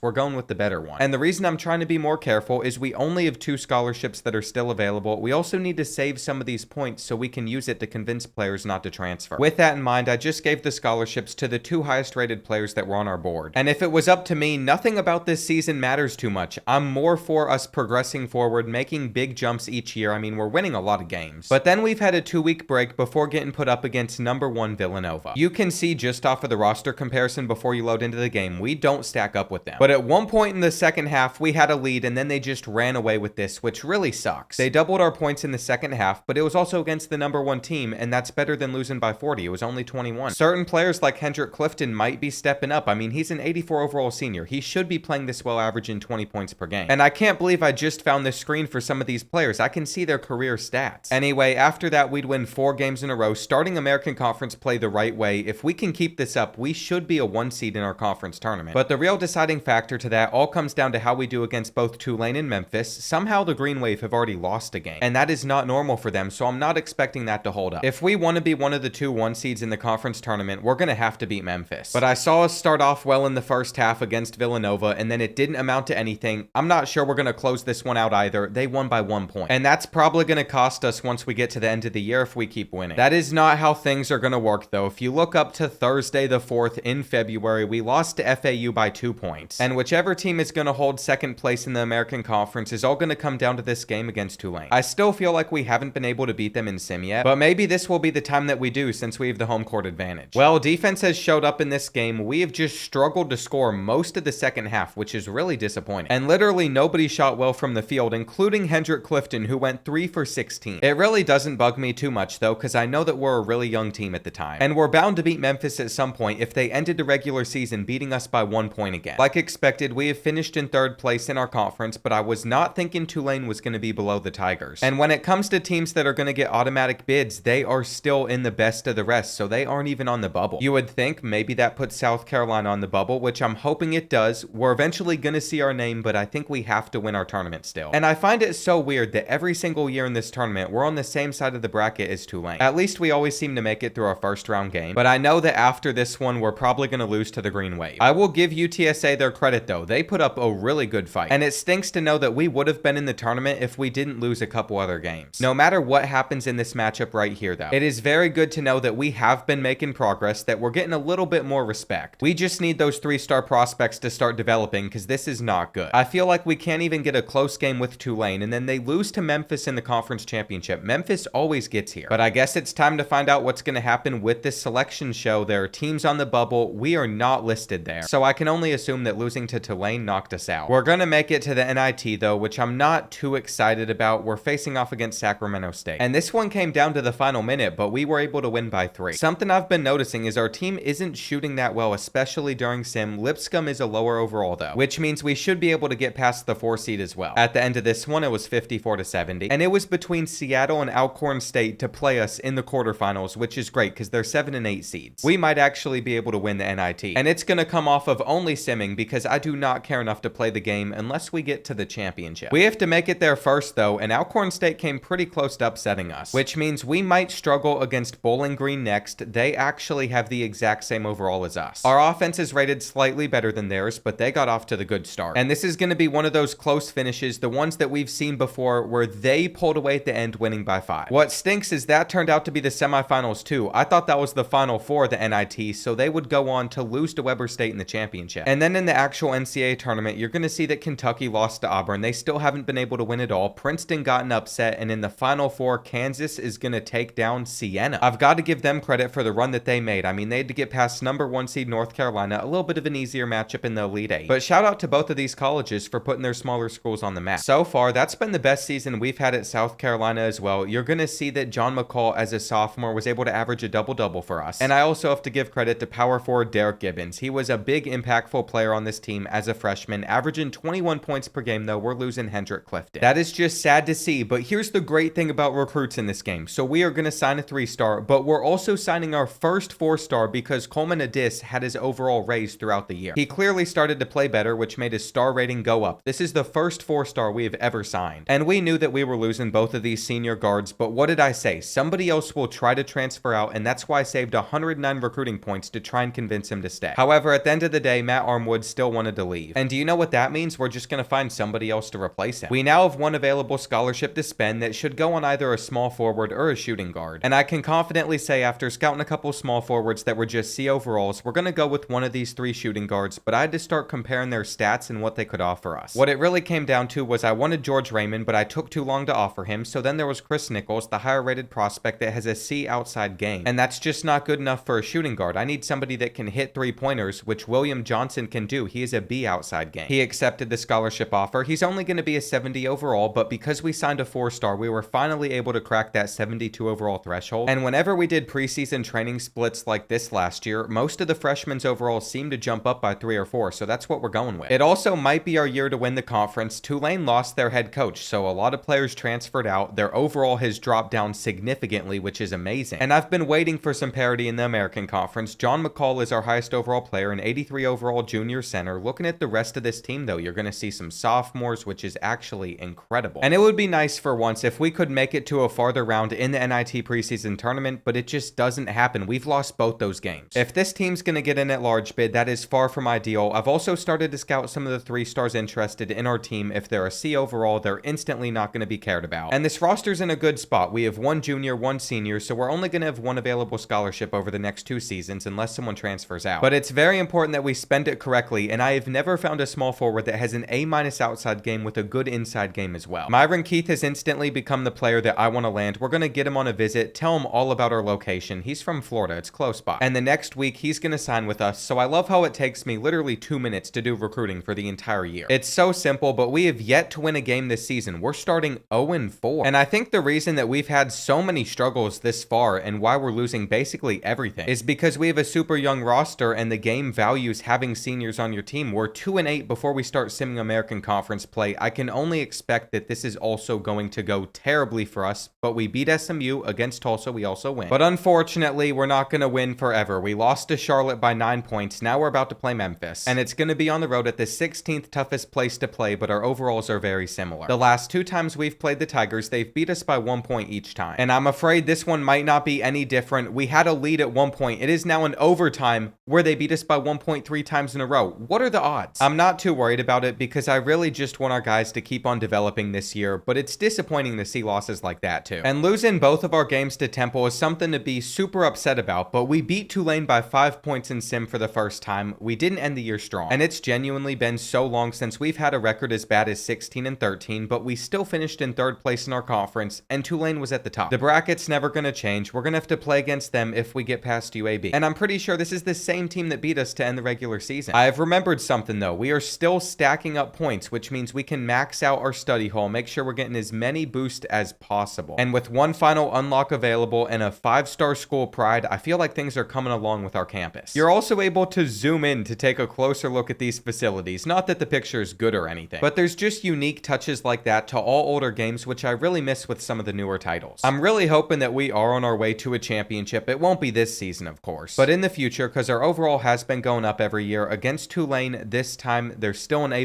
but we're an A. And we did beat them during the regular season, which is something to keep in mind. It's not going to happen here, though. We stopped scoring in the second half. We have that issue where we just don't show up then. And you're not going to believe it. Memphis didn't win the American Conference. It was actually Tulane that took it. So much for them being projected to have a down year. And I think that's going to hurt our conference more than help it, because if we take a look at the NIT postseason draw, both us and Memphis are here, so the American was only a one big conference. Our first game's going to be against 1-seeded Colorado, and I can expect them to put us out, but we are the higher overall team. I just want like one sign that we have a promising future. We never seem to close games out. We're losing by 8. And Memphis was no better than us. They lost in the first round. In the championship, Lipscomb's going to take it home, who we beat last year. Then over in the actual tournament, teams are making deep runs that are higher seeds than normal. 9-seeded Liberty couldn't beat Kansas though, who ended up winning the entire thing. And the last time that I won 17 games was like 7 or 8 years ago, back in 2014. I'm starting to understand why we took a huge step back though. We didn't score as many points as we needed to, and if you look over at our shooting guard situation, our starting shooting guard averaged 7 less points than our backup shooting guard. I told you that I made another good decision with our signings though. We've gotten a 4-star with Myron Keith. He was the best player I've found yet. So I'm glad to see his overall raise, and you might notice we don't have anybody transferring out for the first time in like 5 years. Ollie McCabe's been a consistent player for us. His 3-point shooting was only a 78 though, never too high. He also didn't ever average the most points per game. And I wish I knew this player card screen existed the entire rebuild, but you're gonna see he was all defensive first team for 1 year and all freshman second team, but that's it. I don't know why it said he had a decent chance at getting drafted. He doesn't, but we have no scholarships left, so this recruiting period means nothing. And I'm not gonna change anything about our schedule. I'm just hoping that we don't get embarrassed on our non-conference slate again. Now that some of the younger, better players are working their way into the starting lineup, they're still focused on shooting, but this time most of our focus will go towards the starters instead of the reserves. And I'm pretty sure these season projections mean absolutely nothing because the overall doesn't seem to be correct. Tulane was still an A+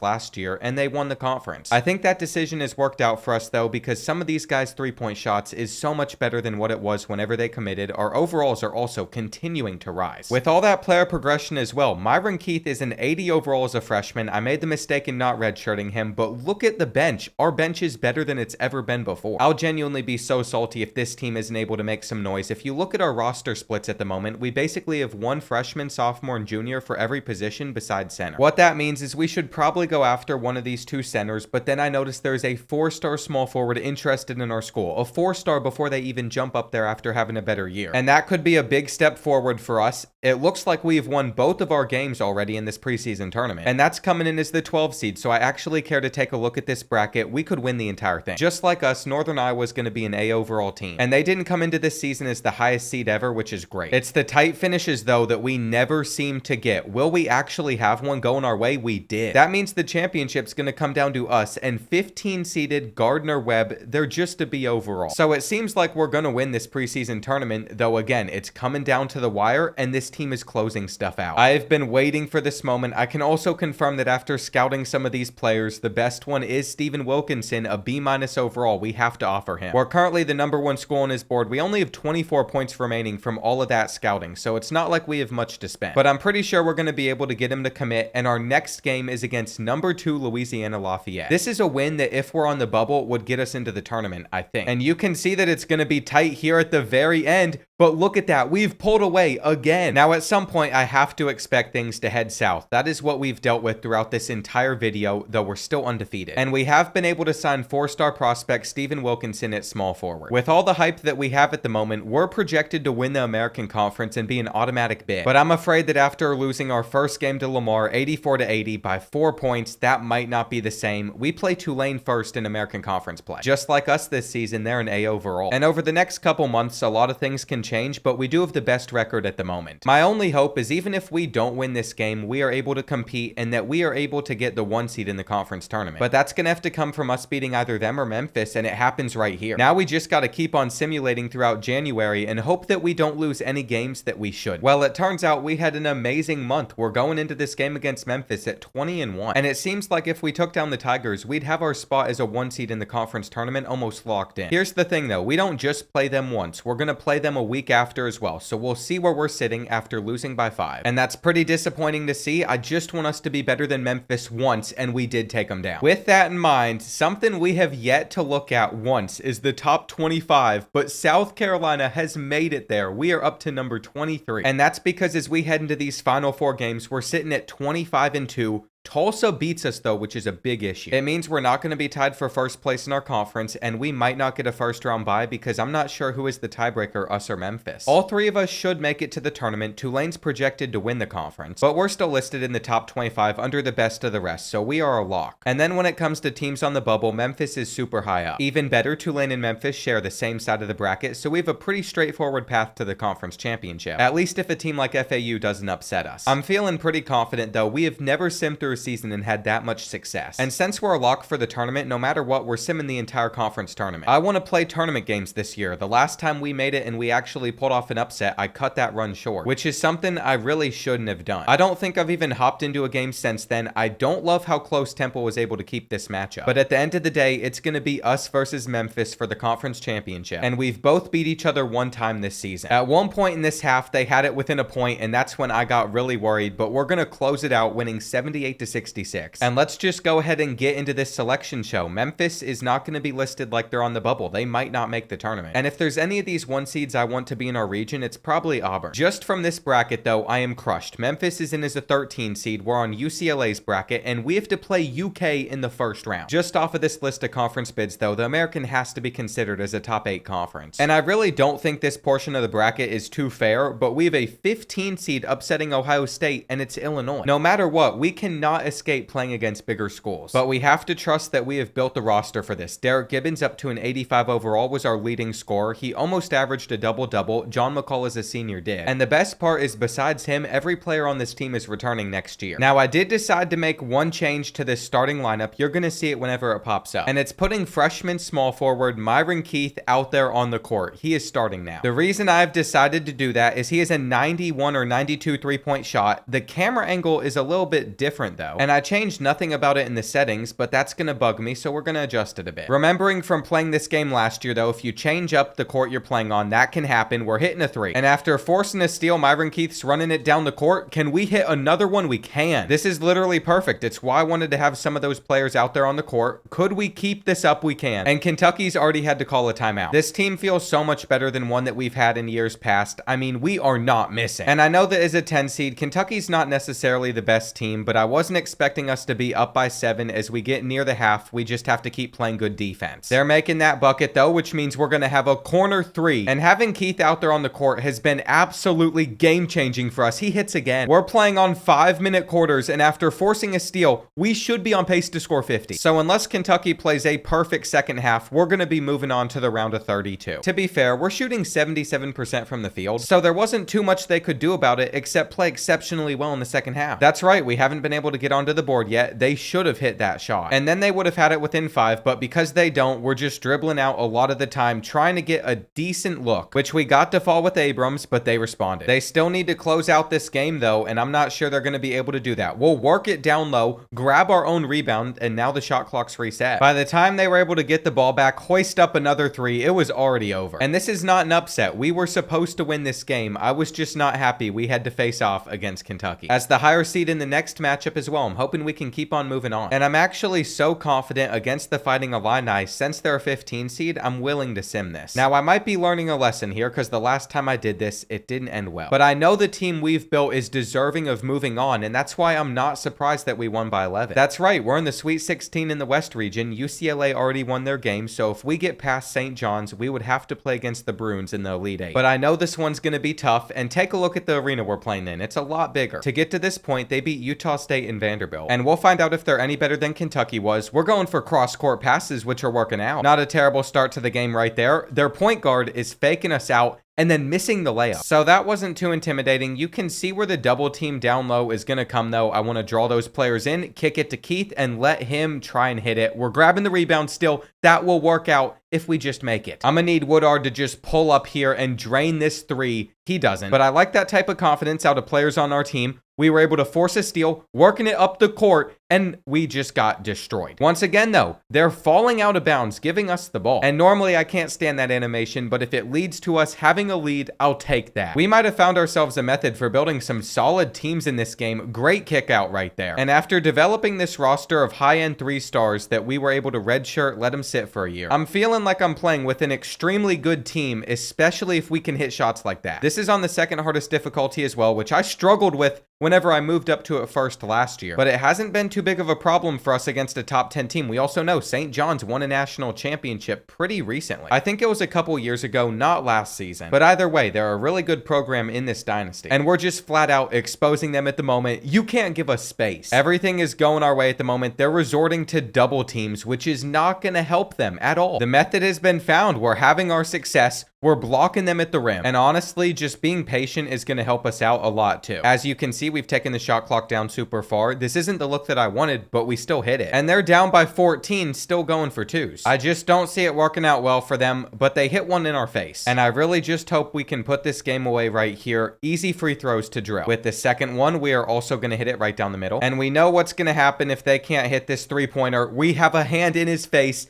we are going to grab the rebound, and we're going to be headed on to the Elite Eight where we only need to win a few more games. With how many juniors that are on this roster, I thought next season would be our best chance at a championship. But our center, John McCall, wouldn't be around next year, and it's time to see if we can actually compete with the best of the best. Whenever you compare our season stats, they look very similar to UCLA's. But we're not naive. We know that they play in a much harder conference. These are the 8 teams remaining in the tournament. And UCLA could very well be the best team that is still in the entire thing. I'm trying to earn us a spot in our first Final Four, though. We're going to let Keith throw up a lot of threes, and they're trying to go down low to a size mismatch, but we still get the block and then throw it out of bounds. That is one aspect of recruiting that we have struggled a little bit with. We just don't have the size that some of these other teams do. But other than that, we match up pretty well with them on paper, and that's a great block right there. If we're not going to shoot as well, our defense is going to have to come to play. They just put it up off the backboard. And I just want us to find some open shots. Right here, that pass took too long to get to Keith. And it's just the fact that we've already played half of this first half and still haven't scored. Apparently, our power forward can shoot threes, though. I did not expect him to hit that. And they're sticking on Gibbons a little bit tighter now, though they gave us the lane to find our senior center. We've got to be able to do stuff like that more often on offense, though. That barely worked. And I'm hoping that we can force a steal. I know where they were probably going to go. The computer just realized I wasn't playing defense on him, and they threw it down. It's all good, though. As we approach halftime, things are going to be tied up at 10-10. And I knew this was going to be a battle, but we can compete. The biggest thing we have going for us at the moment, though, is they're not shooting the ball very well.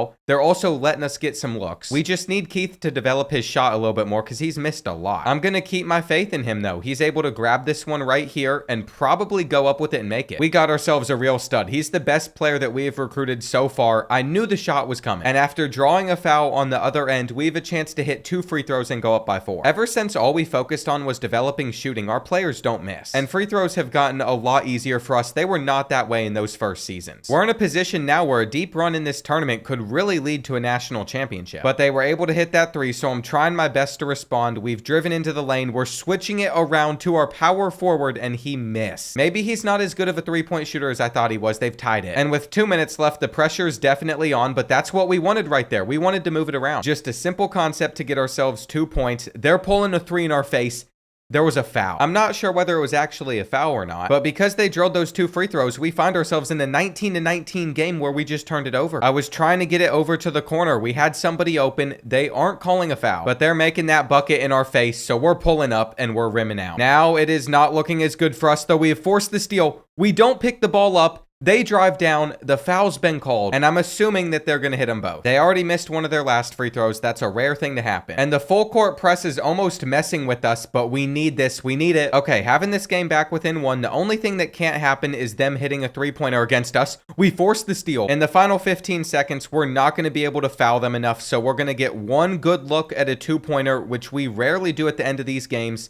I'm hoping that we can just slip it underneath. 5 seconds left now. I'm panicking. I had to call a timeout because I didn't like what we were doing. And this ball isn't going to go who I want it to go to. We have our look. Please hit this shot. It's off. I thought we were about to take down the 1 seed. I thought this was our championship year, but it's not going to happen. We're still having struggles with the Gamecocks. What I do know is UCLA wasn't even the best team. They lost in the Final Four, and then Virginia couldn't win the championship. But we've put ourselves on the map a little bit more. We signed another 4-star. That's like 3 years in a row. And I am devastated. Not only is John McCall graduating, but all 3 of these players that are just 85 overalls want to go pro early. We're now going to have 3 more scholarships available. Those guys would have been great starters for next year's team. But on the bright side, we can finally start to recruit some real talent because these 4-stars are interested in us, and there's a lot of them. All of a sudden, it's starting to make a lot of sense to me why some of these other teams were so much better than us. We should be able to sign these 3 B overall players. And that's because they're in our pipeline. It's not costing us many points to convince them to come here. Off of that 1 season as well, we now have a 4-star team prestige. But to my surprise, the power forward chose SC, which is not us. We're USC, so that means that we have to go after this center now. I really don't know how we lost that battle because I had the same strategy I'm doing here, literally doing every type of visit we can and phone call. But it's going to work out for us either way. We're going to make our signings, and some of them are up to a 76 before we even get into player progression. For the first time, I can proudly say we have been invited to the Maui Invitational. And for every season from here on out, we should be able to start a roster that is this good. Player development's been going crazy, especially with some of these 3-point shots. Now, this could hurt our depth, but I'm going to redshirt senior center Hassani Watts so we have him next year when our senior center graduates. And for the first time ever, we have over 280 points to spend in recruiting. We're a preseason top 25 team. We're projected to win our conference, even over Memphis, who's continued to go up in overall. And since I've focused on shooting so much in all these other seasons, I figured it was about time that we focused on other things. Some of the players that are interested in coming to our school include this 4-star point guard that's ranked as the 4th best player in the country. Not sure how he's not a 5-star, but I have to wonder if that'll adjust over time. Some of the best players that are interested in playing for us are guards, which is not a good thing. If you look at our position needs, it's going to be center and power forward. And that's why, despite being the 62nd best player in the country, we have to go after this 4-star Eric Lockhart because he's the only 4-star center that would consider us. We can worry about recruiting another time though. We're playing in the Maui Invitational. We're going to probably make it to the championship. We beat Tennessee, but Arizona beat us. And that's not a bad loss. They somehow fell down being undefeated 4-0. They're number 14 in the country while we're sitting at 24. And it really took us 1 year to establish ourselves. You're going to see that both of these 5-stars have us highest up on their board, and if we offer them a scholarship, they might commit. That's really my only focus right now, just simming to focus on recruitment, but I don't know who we lost to. Apparently that's Utah State's logo. They beat us by 34. And to me, I see that as an inexcusable loss, but I have good news. We signed 2 5-star prospects, which also comes with some bad news. Apparently Eric Lockhart, we are not able to offer a scholarship to him because all of a sudden we went from having 3 available to 0. I think that's because we decided to redshirt our center though that was a senior, so it didn't update yet when it showed available scholarships. We're getting into conference play with only 2 losses. UTSA, we're going to beat by 26 or 16. My math is absolutely terrible, though I don't like that a team like Liberty that we beat is still in the top 25 while we got dropped out after that last win. It's really hard to gauge where the rest of the country sees us, but they assume Memphis will win the American. And our chance at getting in at large bid just continues to fall as we are dropping in the rankings for winning. Our 2 losses weren't really that bad. We're going to see how we do in the month of January though. We'll rise if we keep on winning these. And we all know what the big game is. It's the one against Memphis, which we come out on top of. Surprisingly though, there's still no sign of us inside the top 25, even though I think we're like 20-2 at this point. We cannot drop a single conference game if we want to get in at large bid. And I'm not going to be able to see the result of the Tulane game, but everything else has gone in our favor, so we should be fine. The last game of the regular season, we beat Temple 77-59, though Tulane took us down by 2. And we're not getting too much respect. We're barely inside the top 25, while some of these other one-loss schools are also barely in here. We've been put on the favorable side of the conference tournament bracket, though once again should be an easy run to the championship. And all we had to do was beat Tulane to be alone in first place, but we couldn't pull that off. Either way though, we're going to be simming for quite a bit, I think. Because we're already a lock for the tournament, we're going to win these games. And I also think we're going to sim the first couple rounds of the tournament just to see if we can get back to the Sweet 16, which is close to where we lost. Depending on what draw we get though, there's a chance we get upset. And in the conference championship, it's us versus Tulane, who is very similar to our team. Here we go. We saw what happened when we played in the regular season, and they have battled back in the second half to take a lead. They're going to beat us by 1. That's definitely going to hurt our draw. We're a 7 seed. We have UCLA on our side again. And Memphis must have made the tournament as well because we have 3 bids from our conference. Now, I thought our first round matchup was against Louisville, but it turns out that UL is Louisiana Lafayette. And I remember when we played them a few seasons ago and they were ranked inside the top 10. To me, there's nothing too special about this team, so if we don't make it to the next round, I don't think it's the end of the world. But I have to say, 2 close losses to end the season definitely hurts. UCLA made it to the championship where they lost to Ohio State. And I really hope that Myron Keith doesn't declare early for the NBA draft, averaging 21 points per game. We need him to come back along with some of these other juniors. And you know what? Either way, we're going to keep on getting better since we just brought in 2 5-stars. Unfortunately though, the red shirt didn't work for Hassani Watts, and with a few of these players graduating, Anthony Haley decided to go pro. I'm gonna visit him with a head coach. But it doesn't seem like this stuff's gonna matter. It's a hard decision. Without a center next year, I know that we would be absolutely terrible, but there is the number 3 player in the country, Bobby Norton, that would want to come to our school. Except we didn't even get a chance to offer him a scholarship because he instantly signed to Purdue. A week later, Derek Porter decided on Gonzaga. I'm offering these kids scholarships. And unfortunately, we'd end up running out of points to spend. We're in the top 3 for Rothwell, the other center option we have, so at least this power forward signed. We were never able to get his commitment though. We're going to have 1 center on our roster. And thankfully, Derek Shannon, the sophomore, is up to an 83 overall. Looking at the rest of our starting lineup, I'm seeing a lot of juniors besides Jonah Hurt. It's almost like this season won't mean much. Next year will be our true championship contention year because we're just an A overall. But I have a feeling we're going to struggle a lot if they're giving us a harder schedule. Having Maryland, Duke, and Louisville on here is not good. I almost don't want our starters to get any better, or else they'll declare early for the NBA. And just based off of the shooting that this team has, this is a team that I could actually take pretty deep in a tournament. When it comes to recruiting, we have 3 scholarships available, and we still need to find a center, so I have a 4-star down here. This is the highest overall center that was was interested. And he's getting a scholarship offer immediately, plus we're also going to pitch him on our team prestige. Then we have Anthony Mathis, the #1 player in the country at the moment. We're #2 on his board. I think we're going to get him on a visit and also offer him a scholarship. But we won't know who we have signed until we get past Maryland and they beat us. Not a great start to the year, but we signed the #9 shooting guard, though we didn't need one, and the #1 player in the country. Now we have to get this center on board. And I think all it's going to take is inviting him to a game. I don't want it to be against Duke, though. I want to make sure that we can actually win, and that might have to come later in the year. Right now, things aren't looking too good for us. If Siena is also taking us down, we have started the year 0-3, 0-4. I mean, we beat Old Dominion to get ourselves a win, and then we took down Duke. But the biggest win we could have taken was signing a center. We have James Haywood along with these two players, though we are noticing that Solomon Gonzalez is dropping down. If his rank goes too low, I literally just won't sign him. I love how we lose to Delaware, though, after having a great month. Against Memphis, they're also beating us by 5. This whole year might just be going downhill. Just to start conference play, we're currently sitting at 7-6. I'm not sure we'd even be in the tournament, but we seem to have bounced back. We've had a very good January, not losing in like the last 8 matchups. And it's at least put us back in the discussion to get a bid to the tournament because we're listed in the best of the rest. It's just at the very bottom. I think how we do at home against Memphis will make a huge difference because right now they're undefeated in conference play while we have our 1 loss. It was to them though, and it looks like just at the end of this game we could close it out. So we might just be finishing this season on what would be like a 20-game winning streak. Absolutely insane. All we have to do is beat Tulsa in this final matchup, and we do. That's going to leave us as the #1 seed in the American Conference, tied with Memphis. Or at least I thought it would, but they're the 2 seed up here with Tulane, and we're a 1 seed. I am very confused right now how Tulane got the 1 seed. Are they just locked in to get that no matter what? It doesn't make much sense to me, but this team is hot at the moment. So there's no reason to play anything. We're just going to keep on simming and see how far they can get. Now, Wichita State on paper should not have this game tight at all, but it's college basketball. Anything can happen. And that's what makes this sport so great. We're going to just sim against UTSA. We are going to move on to the championship. And sure enough, we're going to have to deal with Memphis. We split the season series with them 1-1, and we have just run away with it in the second half. They're not going to beat us. That's very good for us. I'm curious to see what seed they give us in this next tournament. We're in the final bracket, and we're going to be the 10 seed against Michigan State. But I feel like we should get more respect since the American is still a 3-bid conference. It's been that way for years now. It's Mississippi State, not Michigan State. I'm a sim it like last year. And then if we win this first round game, that's how we know it's worth taking over with South Carolina, seeing how deep of a run we can make with the Gamecocks, which almost didn't happen, but we still took care of business. From here on out, we'll just see how well we can do, though if a 14 seed's playing an 11 seed, both Delaware and Hampton are incredible. If we can beat 2-seeded Illinois, that makes our path so much easier. Myron Keith leading the team in points per game once again. He is 100% gone to the NBA if we don't have success this year. And I've had to take a second look at these stats. William Murphy as a freshman is an 86 overall. I have zero clue how player progression works in this game or how this stuff is calculated, but if we recruited him last year, that doesn't even make sense. He might have been one of those 5 stars though. I also forgot, we have to make sure our injury clinic is maxed out. This will boost our overall a little bit more. With our extra skill points, I don't know who else to spend them on. I want to start naming some other streets as well, but we can't do that unless we have a lot of success in this tournament. I really like how our side of the bracket is setting up though. If we can just get past them, we're going to beat Delaware. I would at least hope so. Looking at our starting lineup, here's another look at it. A lot of 3-point shooters. And the other 5-star prospect that we recruited is also up to an 86 overall, so I guess those 5 stars do progress extremely fast. He will be sitting on the bench though, even with his 99 3-pointer. This is gonna miss. And if anybody ever gets cold, we do have the depth to make those changes. Good little block right here, but we were already out of bounds, and it would lead to them putting up more points, but they're trying to trap, which is great for us. We want these looks. It's us or the Fighting Illini that are gonna make it to the Elite 8. That is gonna be a missed shot, another block on our end, and I feel like Keith should be able to just pull up, set his feet, and hit. I don't like the fact all of our points have come from 3-pointers though, so we're gonna go for a 2 on this next possession. And the idea is to work it around down low, but if they're gonna give us this shot, we can't not take that. It has been a very low scoring first half though. I will say that. We drew the foul, we get the and 1 chance, and Jonah Hurd could step up right here, drilling this free throw, which he does. The problem though is they're able to score again, and then they're leaving us open. I really don't understand their strategy, letting our 3-point shooting team put up a bunch of them, but it's fine with me. I'm hoping that we can end this first half with another bucket. We've worked it down low, and Hurd is so open, which is the perfect finish to the first half. The thing is though, because there haven't been too many points scored in this game, they are far from being out of it yet, and I felt like this was going to be a good look, but it wasn't. Sometimes whenever they're that open, they'll just drain those, even off the fadeaway, but we've gotten the steal here. We can still get some points,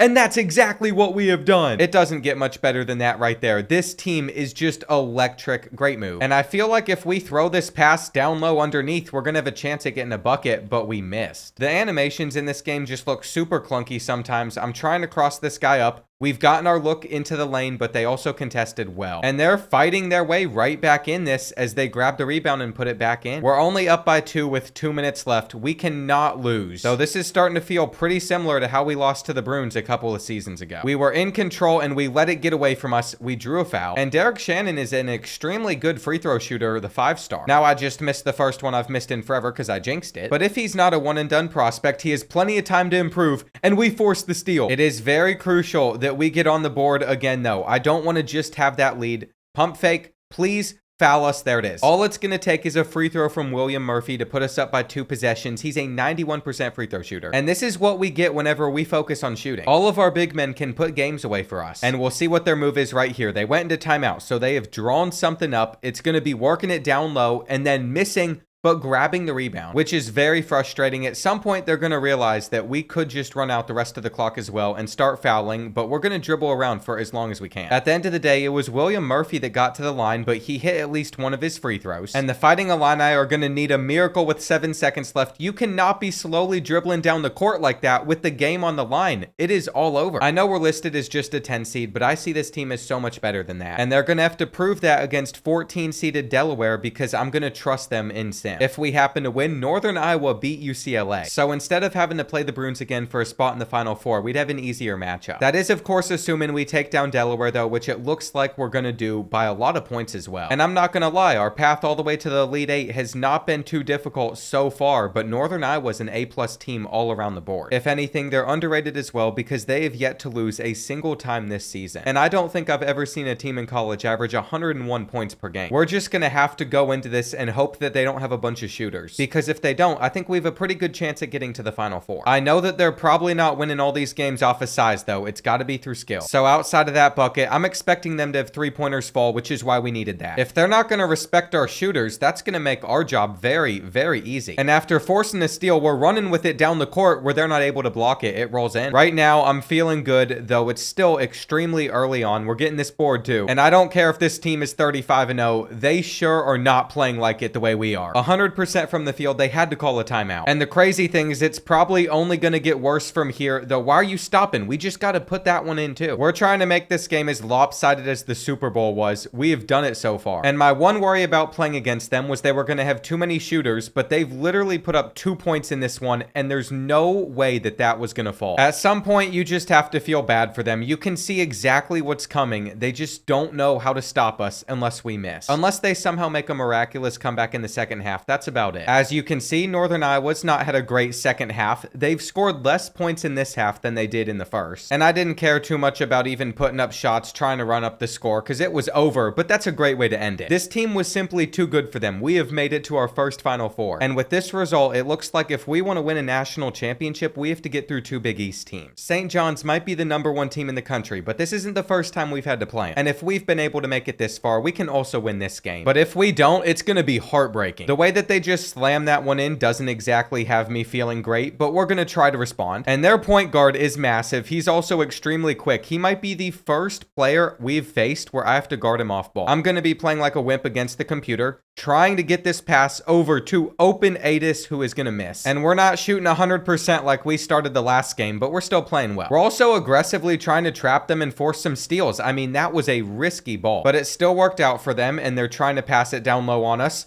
That pump fake doesn't work. They're going to rim out, but grab their own board. I did the right thing to stop that for the first time. We would not have hit that 3 if I didn't just dump it off. And I just wish that we could play better defense like we did last week. Maybe playing off-ball defense wasn't the smartest thing we could have ever done. Right here, they've worked it down low where they hit it. And we're going to get off a last-second shot that is going to rim right out. That would have been an electrifying way to end the first half. But we just couldn't get that lucky, and I can't believe they gave us an open 3. Considering they're shooting like 70% from the field, we really needed that. We've also forced the steal, so we could start this half the right way, assuming they don't get a block here. Just like that, we're up by 4 points. They're trying to get a 3-pointer. They aren't going to be able to hit it. And Hurd is going to pull up if they're going to let him do it again, except it's not going to go in. Keith gets it for us, and then he hits that weird shot. It's not been easy to close this one out, though. They have yet to go away. Thankfully, that rimmed out. And this might be a spot where we just have to hit Adis in the corner for 3. Up by 7 points. I'm feeling a lot better now. That is going to fall. And I'm afraid for St. John's that we've hit that point in the game where we start to dribble it out for 30 seconds before putting up a shot. I still haven't figured out how to call ISO in this game, which could be nice, though we had him beat off the dribble for a split second. Then I messed it up. Little fadeaway right here might be able to go in.